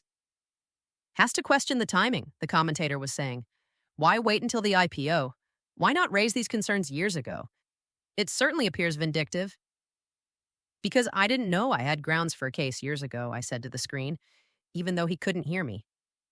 Because I was too busy building the company while Cameron took credit. Because I trusted my husband until he divorced me and tried to steal my life's work. My phone buzzed. A text from Marcus Chen. You're a hero to every engineer who's ever been erased. Don't back down. Another text, this one from an unknown number. Dr. Reeves, I'm a journalist with the New York Times. Would you be willing to go on record about your role in developing VisionSync's technology? Then another. Dr. Reeves, Washington Post tech section. We'd love to hear your side of the story. And another. Bloomberg wants an exclusive interview. They want my story now, I said. Where were they 8 years ago when Cameron was taking credit? Where were they when every tech publication called him a genius and never mentioned my name? They were believing the narrative he fed them, Priya said. Because he's charismatic, and he fits the profile of what people expect a tech founder to look like. But now the narrative has broken. Now they want the real story. Should I talk to them? I asked James. He considered this. Not yet. Let the existing evidence speak for itself. Let Cameron dig his hole deeper. We'll do a strategic interview later when we can control the message completely. Right now, silence from you makes you look confident. Makes it look like the facts are so clearly on. Your side, you don't even need to argue. So I stayed silent while the internet lost its mind. Reddit's tech communities were having a field day. Someone had found my Stanford PhD thesis and posted excerpts showing the early research that led to the VisionSync algorithm. Another user dug up commit logs from VisionSync's GitHub repository. They were supposed to be private, but apparently someone with access had leaked them, showing the overwhelming majority of code attributed to my account. This is the most documented IP theft I've ever seen, one comment read. She has the receipts, the timestamps, the commit history, the patent. Cameron is finished. Someone else posted, I worked at Vision Sync for 6 months in 2019. Everyone technical knew Naomi built the algorithm. It was an open secret. Cameron couldn't code his way out of a paper bag. More former employees started coming forward, anonymous at first, then some using their real names. Engineers who'd watched Cameron take credit in meetings. Project managers who'd seen me working alone on critical features while Cameron networked at conferences. An HR person who remembered me crying in the bathroom after a company all hands where Cameron presented his breakthrough to thunderous applause. The tide of public opinion was shifting fast. Cameron Westbrook, yesterday's brilliant founder, was becoming today's cautionary tale about fraud and stolen credit. Vision Sync's investors were panicking. The company's Slack channel also leaked. Tech startups are terrible at security when employees turn against leadership, showed absolute chaos. Board member, we need an emergency meeting, now. Another board member, did anyone actually verify the patent ownership before we invested? Marcus Ashford, this is a personal dispute being weaponized. We'll resolve it. Board member, Marcus, she's the patent holder. How do we resolve someone owning the technology we've built a company around? The question hung there, unanswered. Meanwhile, Sloane's Instagram, which had been full of celebration posts yesterday, went silent. Then private. Then her entire account disappeared. She was scrubbing her digital presence, trying to distance herself from the implosion. Too late. People had screenshots. The engagement announcement calling Cameron brilliant. The Architectural Digest feature with the framed fraudulent patent on the wall. The Instagram story from this morning showing champagne bottles with IPO day and power couple hashtags. All of it was being recirculated with new context. Sloane wasn't celebrating a genius. She was celebrating a thief. And she'd been complicit in erasing me, making it worse. Sloane Ashford really posted celebrating my brilliant husband about a man who stole his ex-wife's algorithm. The secondhand embarrassment is lethal, one viral tweet read. By noon, Vision Sync's valuation had effectively collapsed.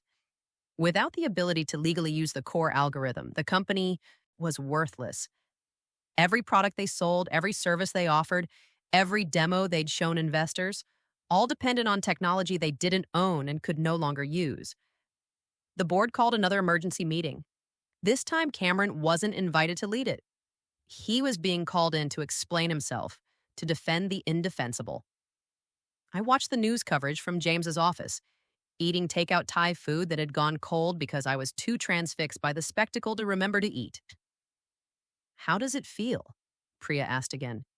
Watching it all fall apart? I thought about that question seriously. It didn't feel triumphant exactly. It felt like watching a building demolished. Necessary. Justified. But still somehow sad. I'd loved Cameron once. I'd believed in our partnership. I'd thought we were building something together, but he'd been building his empire on my stolen foundation. And now that foundation was being reclaimed, the empire was collapsing. It feels like the truth, I finally said. Just the truth, playing out exactly as it should. The formal depositions were scheduled for 2 weeks later. Cameron would have to testify under oath.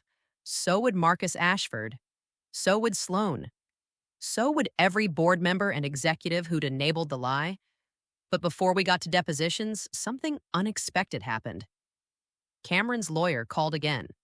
Not David Kowalski this time. A different lawyer, senior partner at one of the biggest firms in Silicon Valley. Ms. Chen, she said, this is Patricia Morrison. I'm now representing Cameron Westbrook. We need to talk about a resolution. I'm listening, James said.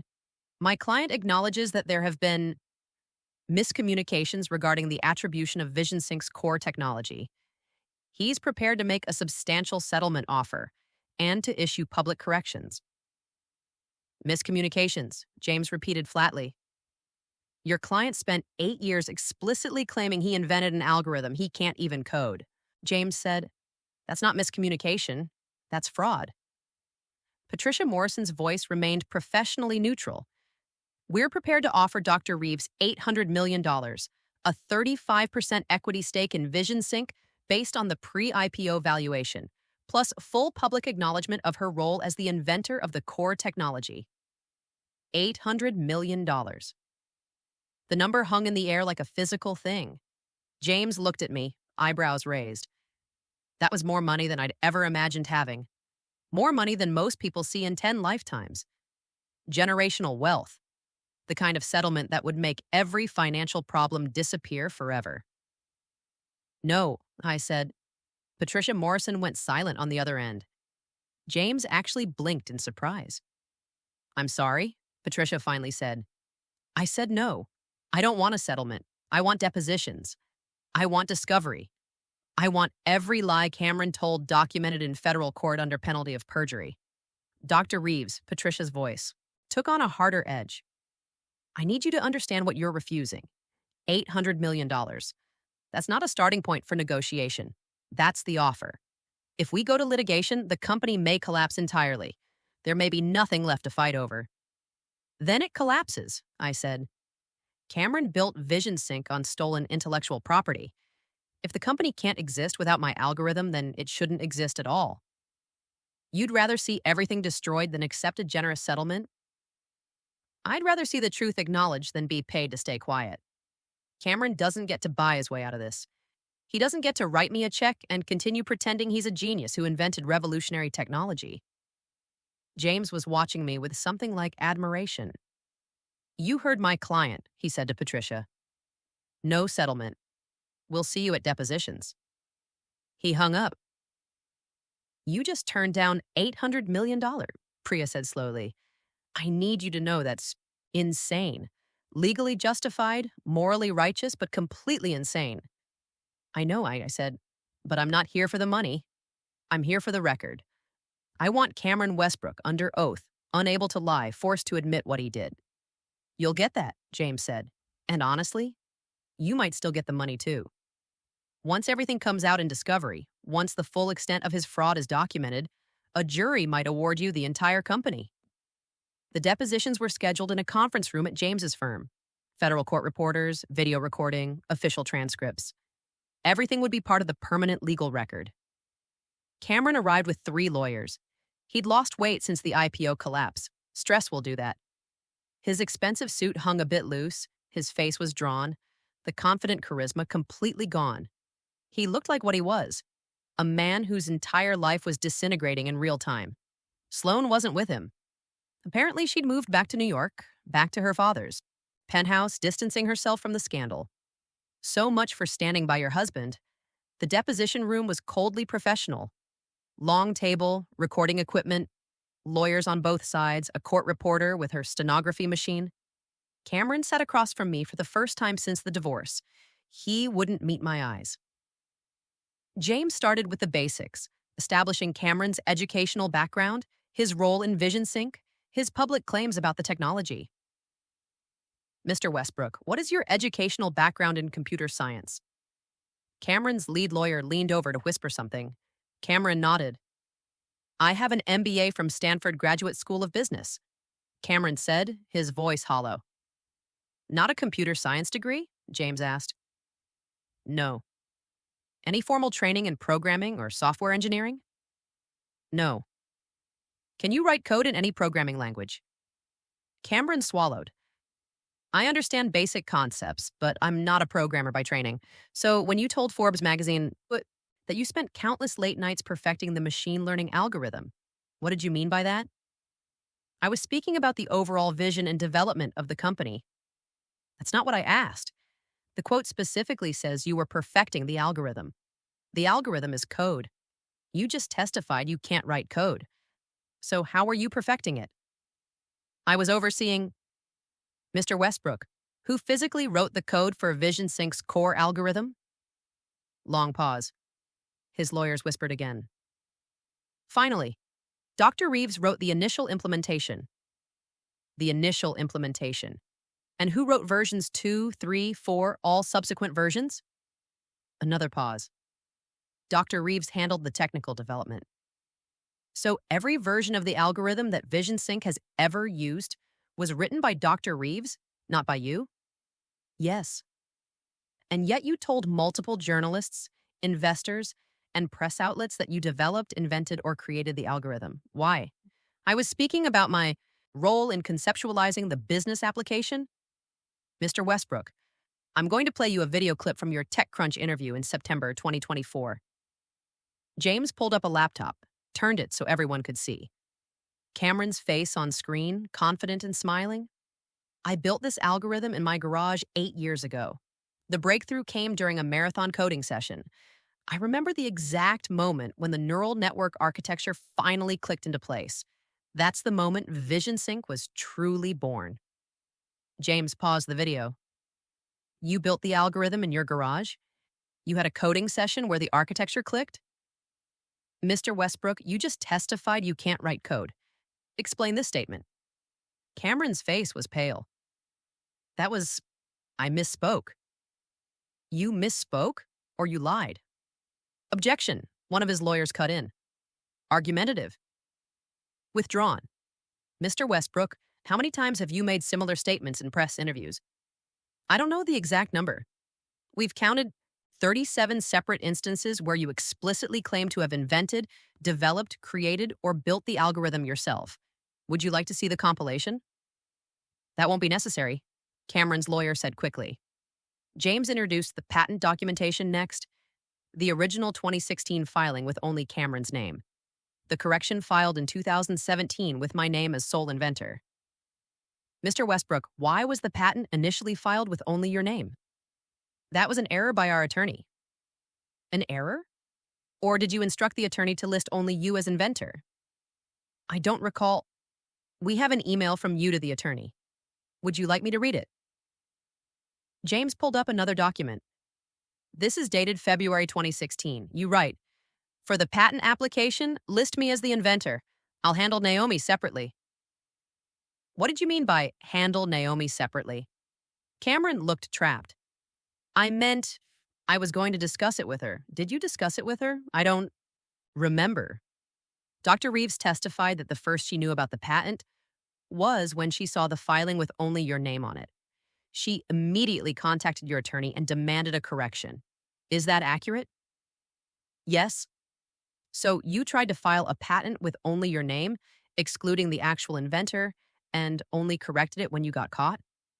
I wasn't trying to exclude. Then why did you tell your attorney to list only you? Silence. Cameron had no good answer because there was no good answer. He'd tried to steal the patent, got caught, and had been forced to correct it. I see all of you in the comments, and I hope this story is resonating with you.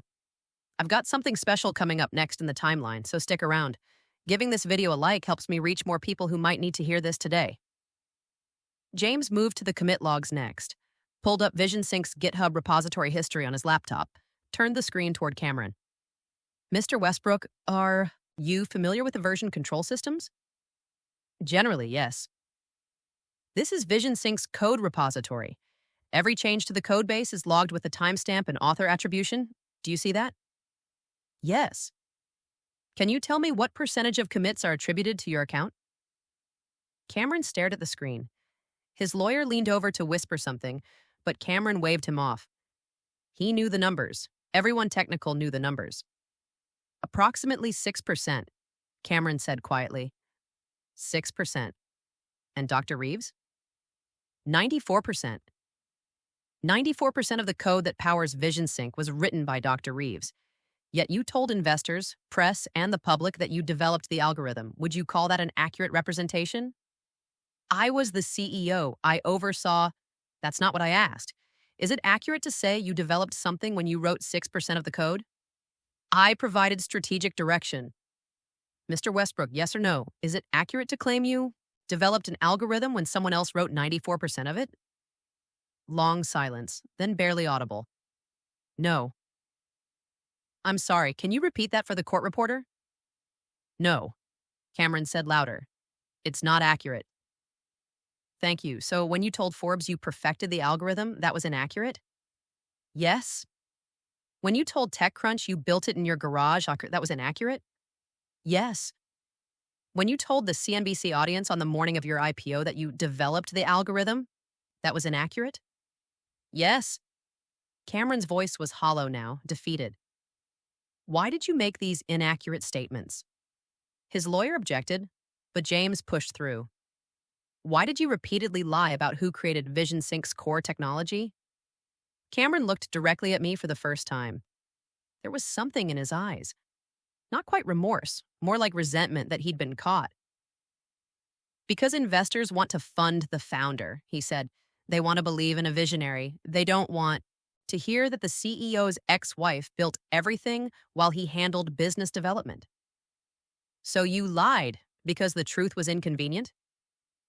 I simplified for a general audience. You lied because giving Dr. Reeves credit would diminish your own image?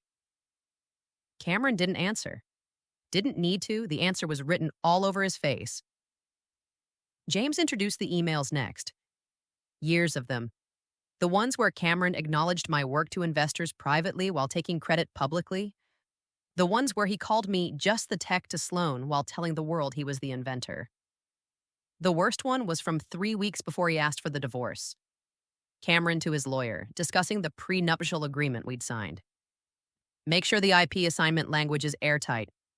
When we split, I need to own all the patents cleanly. The algorithm is Vision Sync. I can't have her claiming ownership after the divorce. James read this aloud slowly, letting each word land.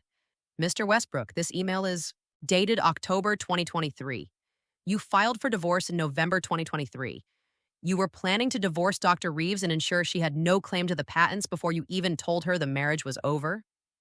I was protecting the company. You were protecting your ability to steal her intellectual property without consequences. Isn't that accurate? No, You divorced your wife 1 month after she had a miscarriage, immediately started a relationship with your investor's daughter, and tried to steal the patent to technology she invented. Is there any part of that statement that's inaccurate? Cameron's lawyers were objecting loudly now, but the damage was done. Everything was on the record. Everything was being recorded. Let's talk about the miscarriage, James said, and I saw Cameron flinch. That's personal, his lawyer started. It's relevant. Dr. Reeves was hospitalized for a miscarriage in October 2023. Mr. Westbrook was in Dubai at the time. Did you return home when you learned your wife was in the hospital? I was closing an important deal. Yes or no? Did you return home? Not immediately. I came home 4 days later. And when you did return, you brought Sloan Ashford with you, the woman you would begin dating shortly after divorcing Dr. Reeves? Sloan was a business contact. Did you bring your business contact to meet your wife, who'd just suffered a miscarriage? She was consulting on our Series C. Mr. Westbrook, did you start your relationship with Sloan Ashford before or after you filed for divorce? Cameron's face went red. I don't see how that's relevant. It's relevant because it speaks to your character and your pattern of deception. Before or after? We connected during the Series C negotiations, Cameron said carefully. The relationship developed gradually. Marcus Ashford led your Series C in September 2023. You divorced Dr. Reeves in November 2023. You publicly announced your engagement to Sloan in January 2024. That's quite a rapid development. Sloan and I had a connection while you were still married? Cameron's lawyers called for a break. The deposition paused. Cameron stood up quickly, practically fled from the room. I could see him through the glass conference room walls, pacing in the hallway, running his hands through his hair. That went well, James said with satisfaction. He looks like he's going to be sick, Priya observed. Good, I said. And I meant it. For 8 years, Cameron had been comfortable, confident, applauded. He'd taken credit for my work and suffered zero consequences. Now, finally, he was facing the truth. And the truth was destroying him. Marcus Ashford's deposition was 2 days later. He arrived in an expensive suit with an even more expensive legal team, radiating fury barely contained beneath professional courtesy. James didn't waste time with pleasantries. Mr. Ashford, you led Vision Sync's Series C funding round in September 2023. How much did your firm invest? $40 million. Before investing, did you conduct due diligence on the company? Of course, extensive due diligence. Did that include reviewing the ownership of Vision Sync's core intellectual property? Marcus shifted slightly. My team conducted technical due diligence. That's not what I asked. Did you personally review who owned the patents? I trust my team. Mr. Ashford, yes or no? Did you personally review patent data US 1023 Free Spec 7B2 before investing $40 million in a company built entirely on that patent? Long pause. No, I did not personally review it. Did anyone on your team inform you that Dr. Naomi Reeves, not Cameron Westbrook, was listed as the sole inventor? I was told the company owned the necessary IP. By whom? Cameron assured us. So you invested $40 million based on Cameron Westbrook's assurances without independently verifying patent ownership? Marcus's jaw tightened. Cameron was a trusted portfolio company, CEO. A trusted CEO who'd been lying about who invented the algorithm for 7 years, James said. Did you know Cameron Westbrook can't write code? I knew he wasn't technical. Did you know that when he told press outlets he developed the algorithm, he was lying? I assumed he was speaking in general terms about the company. You assumed. You invested $40 million based on assumptions. James pulled up another document. This is an investor memo from your firm, dated August 2023, recommending the VisionSync investment. Can you read the highlighted section?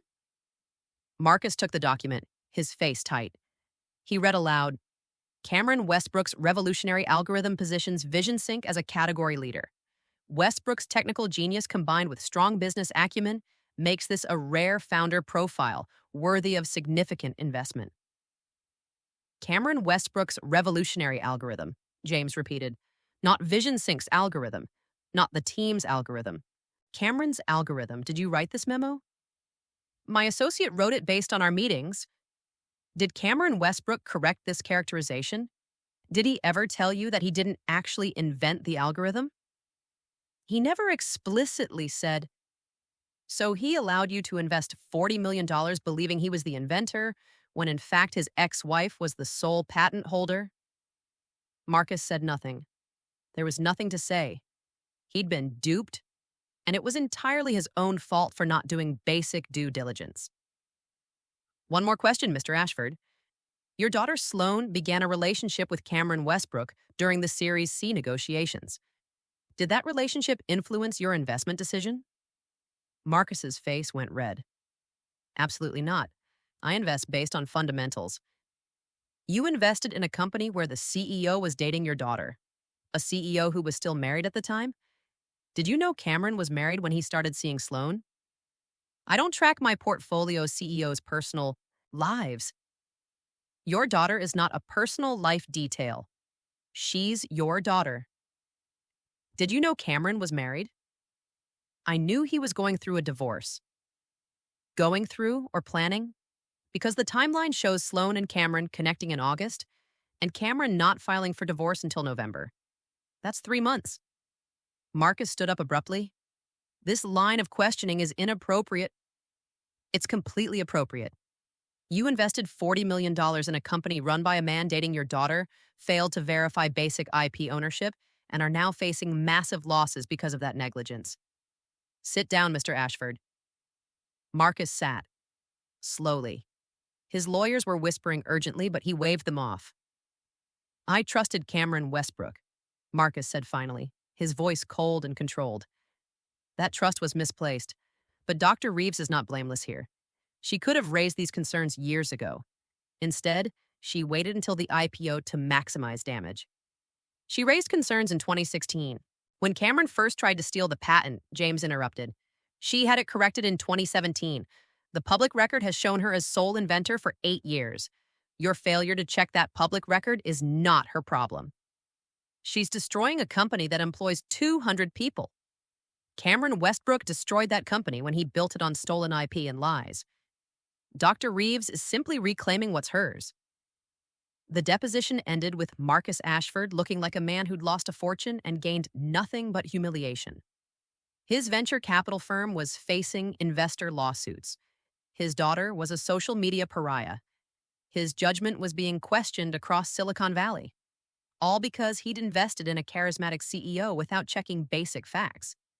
Sloane's deposition was fascinating in a different way. She showed up in all black designer sunglasses that she refused to remove until the court reporter insisted. Her lawyers were top tier, daddy's money at work, but even they couldn't save her from her own Instagram account. James pulled up her posts on a large monitor. The engagement announcement, the architectural digest feature, the IPO day champagne bottles. Miss Ashford Westbrook, this is your Instagram post from March 15th, 2025. The day of the IPO, can you read the caption?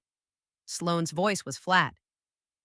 Celebrating my brilliant husband and his incredible journey. The best is yet to come. His incredible journey. What journey were you referring to? Building Vision Sync, obviously. Building it how? What was your understanding of Cameron's role in developing the technology? He created the algorithm. Based on what? Based on what he told me. Did you ever verify that claim? I'm not technical. I trusted my husband. You called him brilliant in multiple public posts. What did you think made him brilliant? His vision, his innovation. Specifically, what innovation did Cameron Westbrook create? Sloane faltered. The whole company was his vision. The company, yes, but the technology? The actual algorithm that makes Vision Sync valuable? Who created that? I was told Cameron. By whom? By Cameron. Did you ever ask to meet the engineering team? Did you ever speak to anyone who worked on the algorithm? I wasn't involved in technical operations.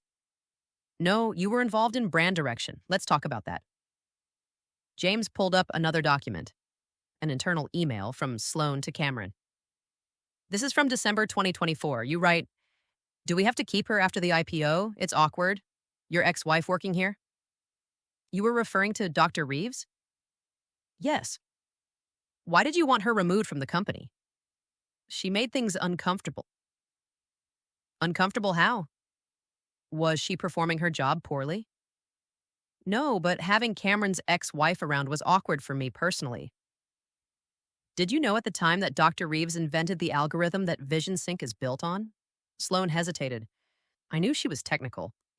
Staff. Technical staff? She's listed as sole inventor on the patent. Did you know that? No one ever told me to check the patent. So you advocated for firing the woman who invented your husband's core technology without knowing she invented it because her presence made you uncomfortable? I didn't advocate for firing. Do we have to keep her? Sounds like advocacy to me. And Cameron's response, James scrolled down the email thread. Trust me, as soon as we can replace her without risking the tech, she's gone. Did you understand that to mean Cameron planned to fire Dr. Reeves? He said we could replace her. With whom? Who else understands the algorithm well enough to maintain it?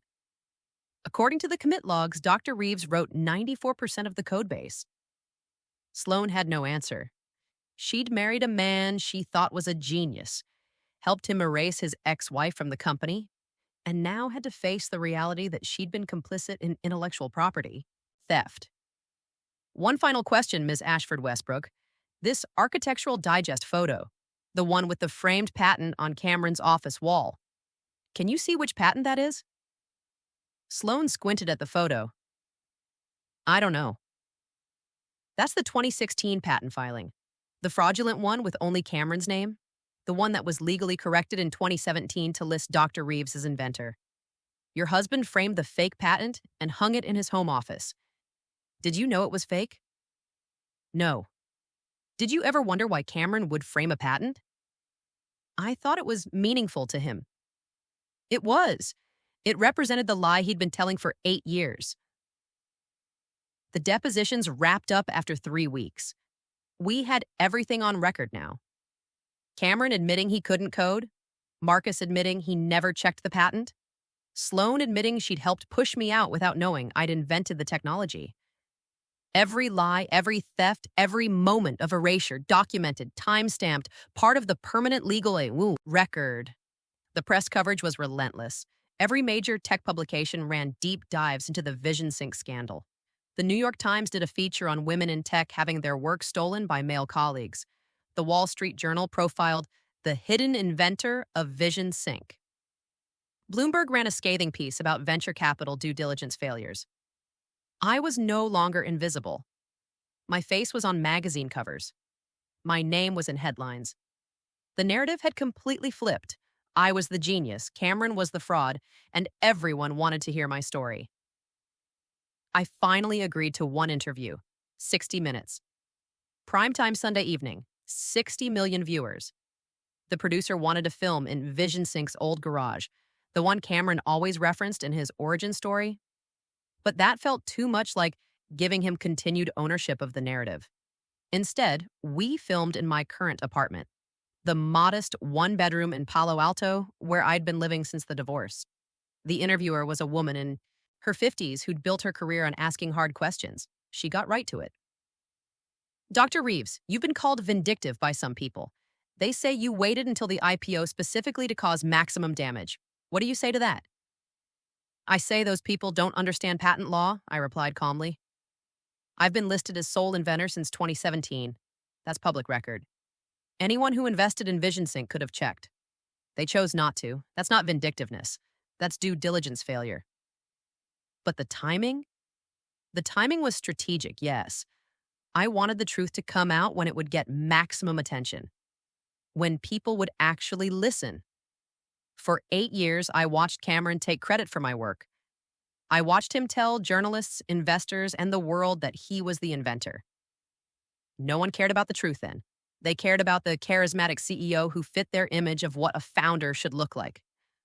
So yes, I waited until the moment when the truth would matter most. Some people say you're destroying a company that employs 200 people. How do you respond to that? I didn't destroy VisionSync. Cameron did when he built it on stolen intellectual property. Those 200 employees were hired to work on technology I invented, and that I never gave the company permission to use commercially. If VisionSync wants to continue operating, they can negotiate a licensing agreement. But they don't get to use my life's work without acknowledgement or compensation. What do you want from all this? I thought about that question. I want the truth on record. I want every article that called Cameron Westbrook a genius to be corrected. I want every investor pitch, every press release, every award ceremony that credited him with inventing the algorithm to acknowledge that he lied. I want young women in STEM to see what happened to me and know they have to protect their work, document everything, and never assume their contributions will be recognized just because they deserve to be. The interview aired on a Sunday in April. By Monday morning, it had been viewed 20 million times online. The comment sections were overwhelmingly supportive. This is every woman's experience in tech. Your male colleague gets the promotion, the credit, the recognition while you do the actual work. Cameron Westbrook is what happens when mediocre men are given credit for brilliant women's work. She turned down $800 million to make sure the truth came out. That's not vindictiveness, that's integrity. VisionSync filed for bankruptcy 3 weeks after the depositions concluded. Without the ability to legally use my algorithm, they had no product. Without a product, they had no revenue. Without revenue, they couldn't pay employees or service debt. The company that Cameron had built to a $2.3 billion valuation collapsed completely. Assets were liquidated, employees were laid off, investors lost hundreds of millions. Marcus Ashford's venture capital firm faced a flood of lawsuits from limited partners who'd lost money. His reputation was destroyed. Other VC firms started quietly distancing themselves from him. He resigned from several boards and retreated from public life. Sloan divorced Cameron 4 months after the IPO collapse.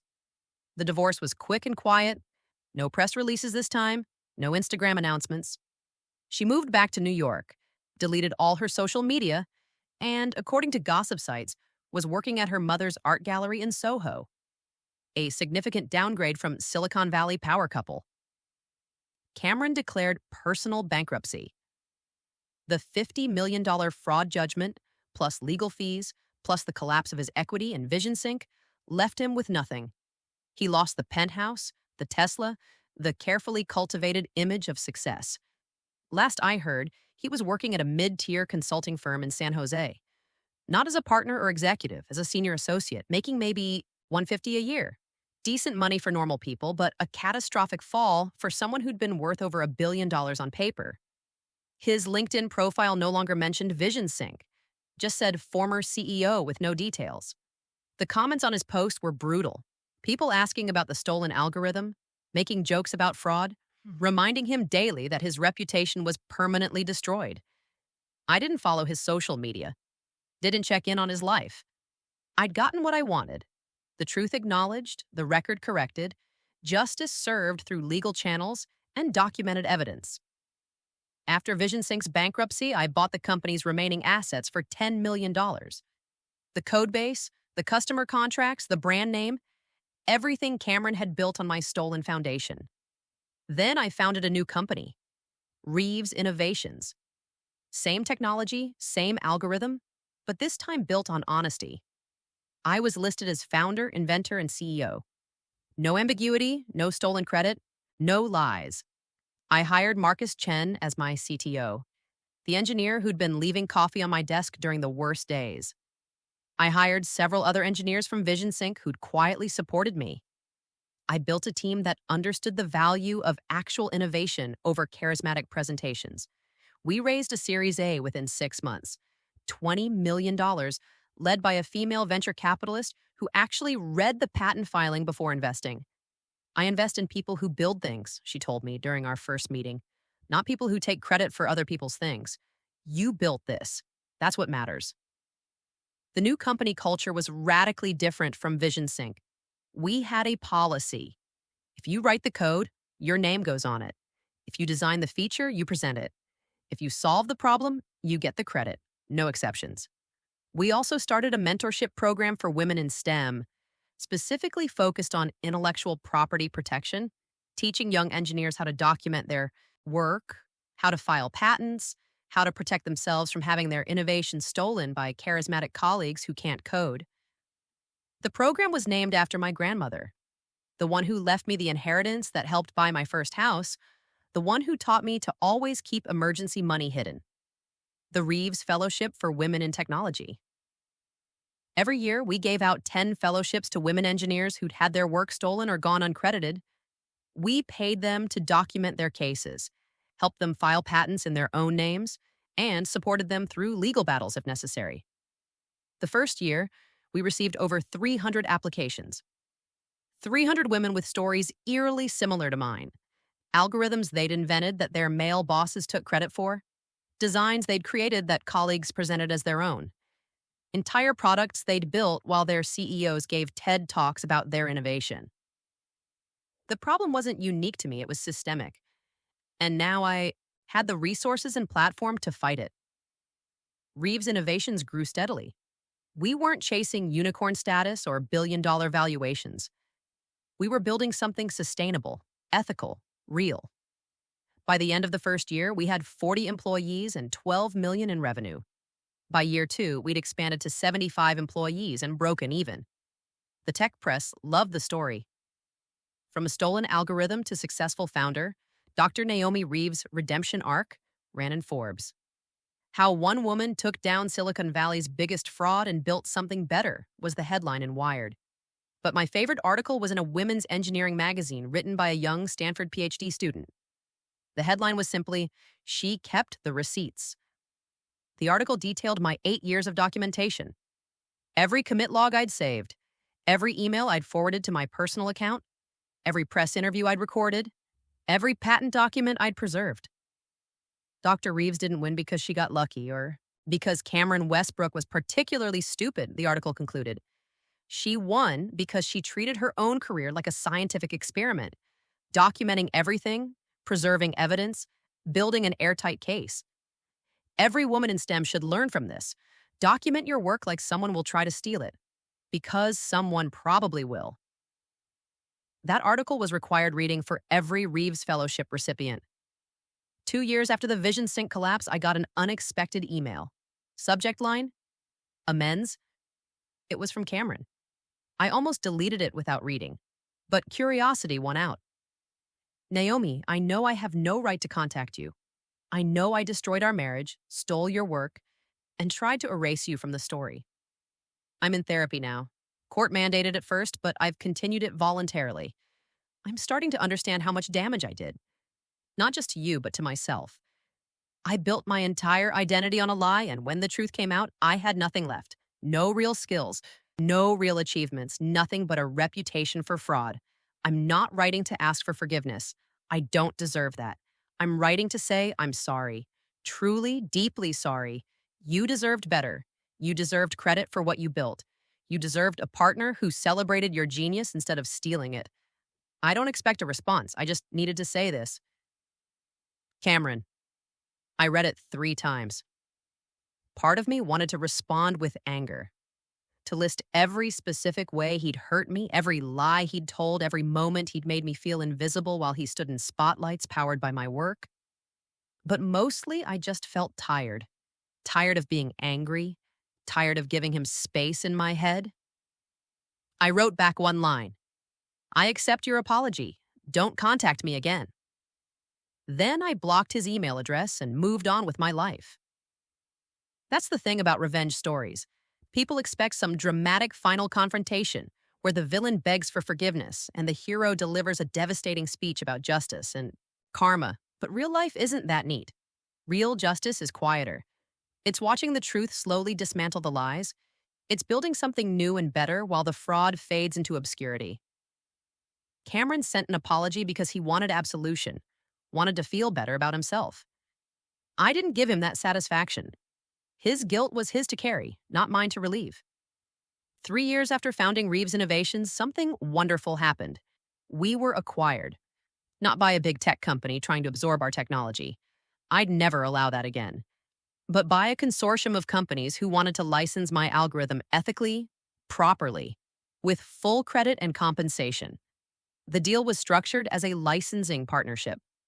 I retained ownership of the patent and the company. They paid annual licensing fees based on usage. Everyone won. They got access to revolutionary technology. I got recurring revenue and maintained control of my innovation. The first licensing agreement was worth $30 million annually. Within 2 years, we had 12 licensing partners. The revenue stream exceeded what VisionSync had projected for their post-IPO operations. I'd done what Cameron claimed to be building, created a genuinely valuable technology company. But I'd done it honestly, ethically, with proper attribution and respect for intellectual property. The wealth that followed was almost ridiculous. More money than I knew what to do with. More than I needed. More than I'd ever imagined having. I bought a house, a real house, not the penthouse Cameron had wanted, but a comfortable craftsman in Palo Alto with a home office where I could still write code when I wanted to. I set up a trust fund for Stanford's computer science department, specifically for women and underrepresented minorities. I expanded the Reeves Fellowship program to 50 recipients per year. And I bought one indulgent thing, a proper garage workspace, fully equipped with high-end computers and development tools. A plaque on the wall read, "Where it actually began, Dr. Naomi Reeves, 2015. Not Cameron's garage. Not our garage. My work, my achievement. I started dating again, eventually. A physicist named David who worked at Berkeley Lab. He was brilliant and kind and completely uninterested in tech startups or social status. Our first date was discussing quantum computing over terrible Chinese food. Our second date was debugging code together while watching old science fiction movies.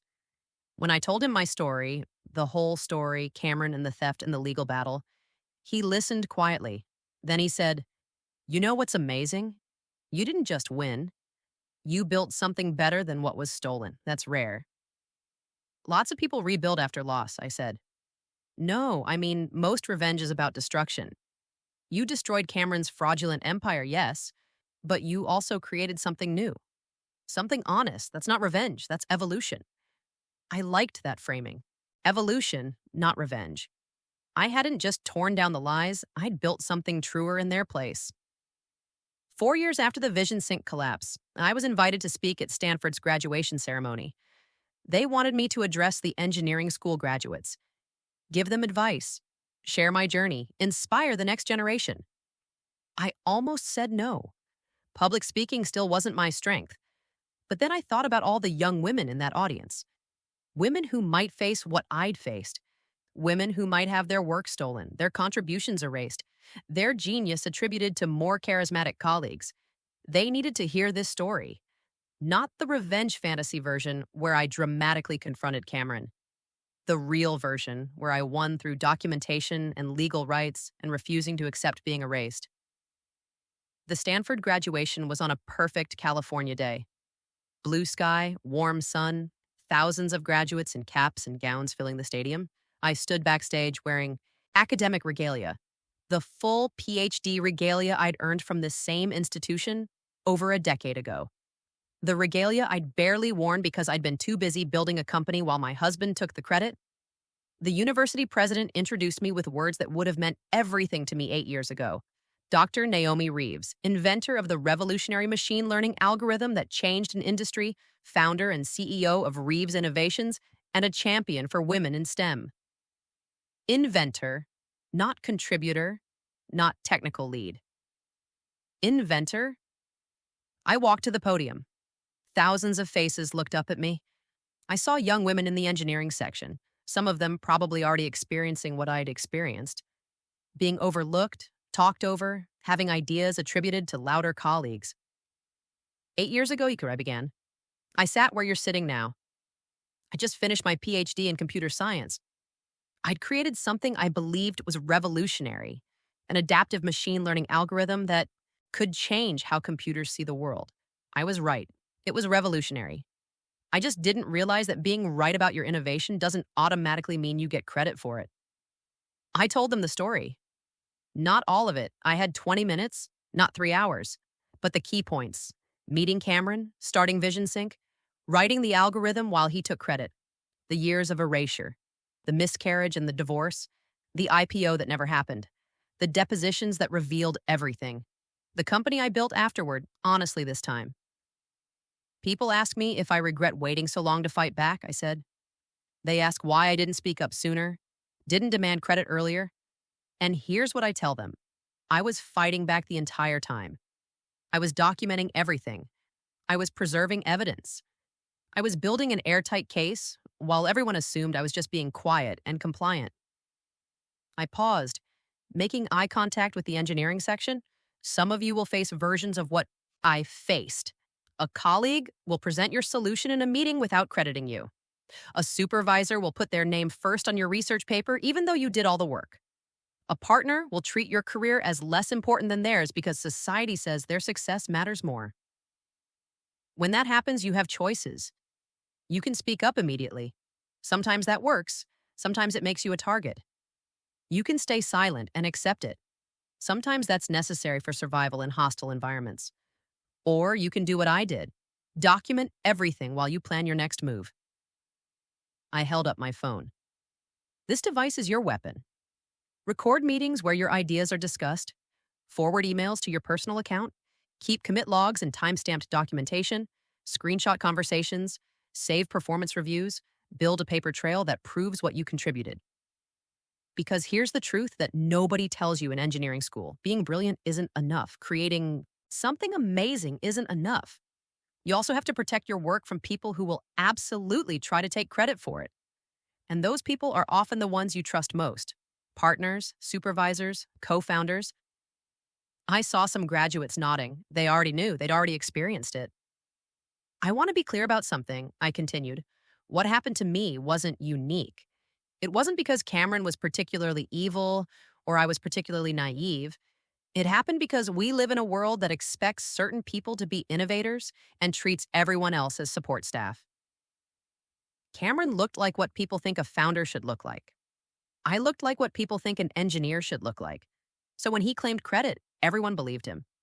When I stayed quiet, everyone assumed I had nothing important to say. That's systemic bias.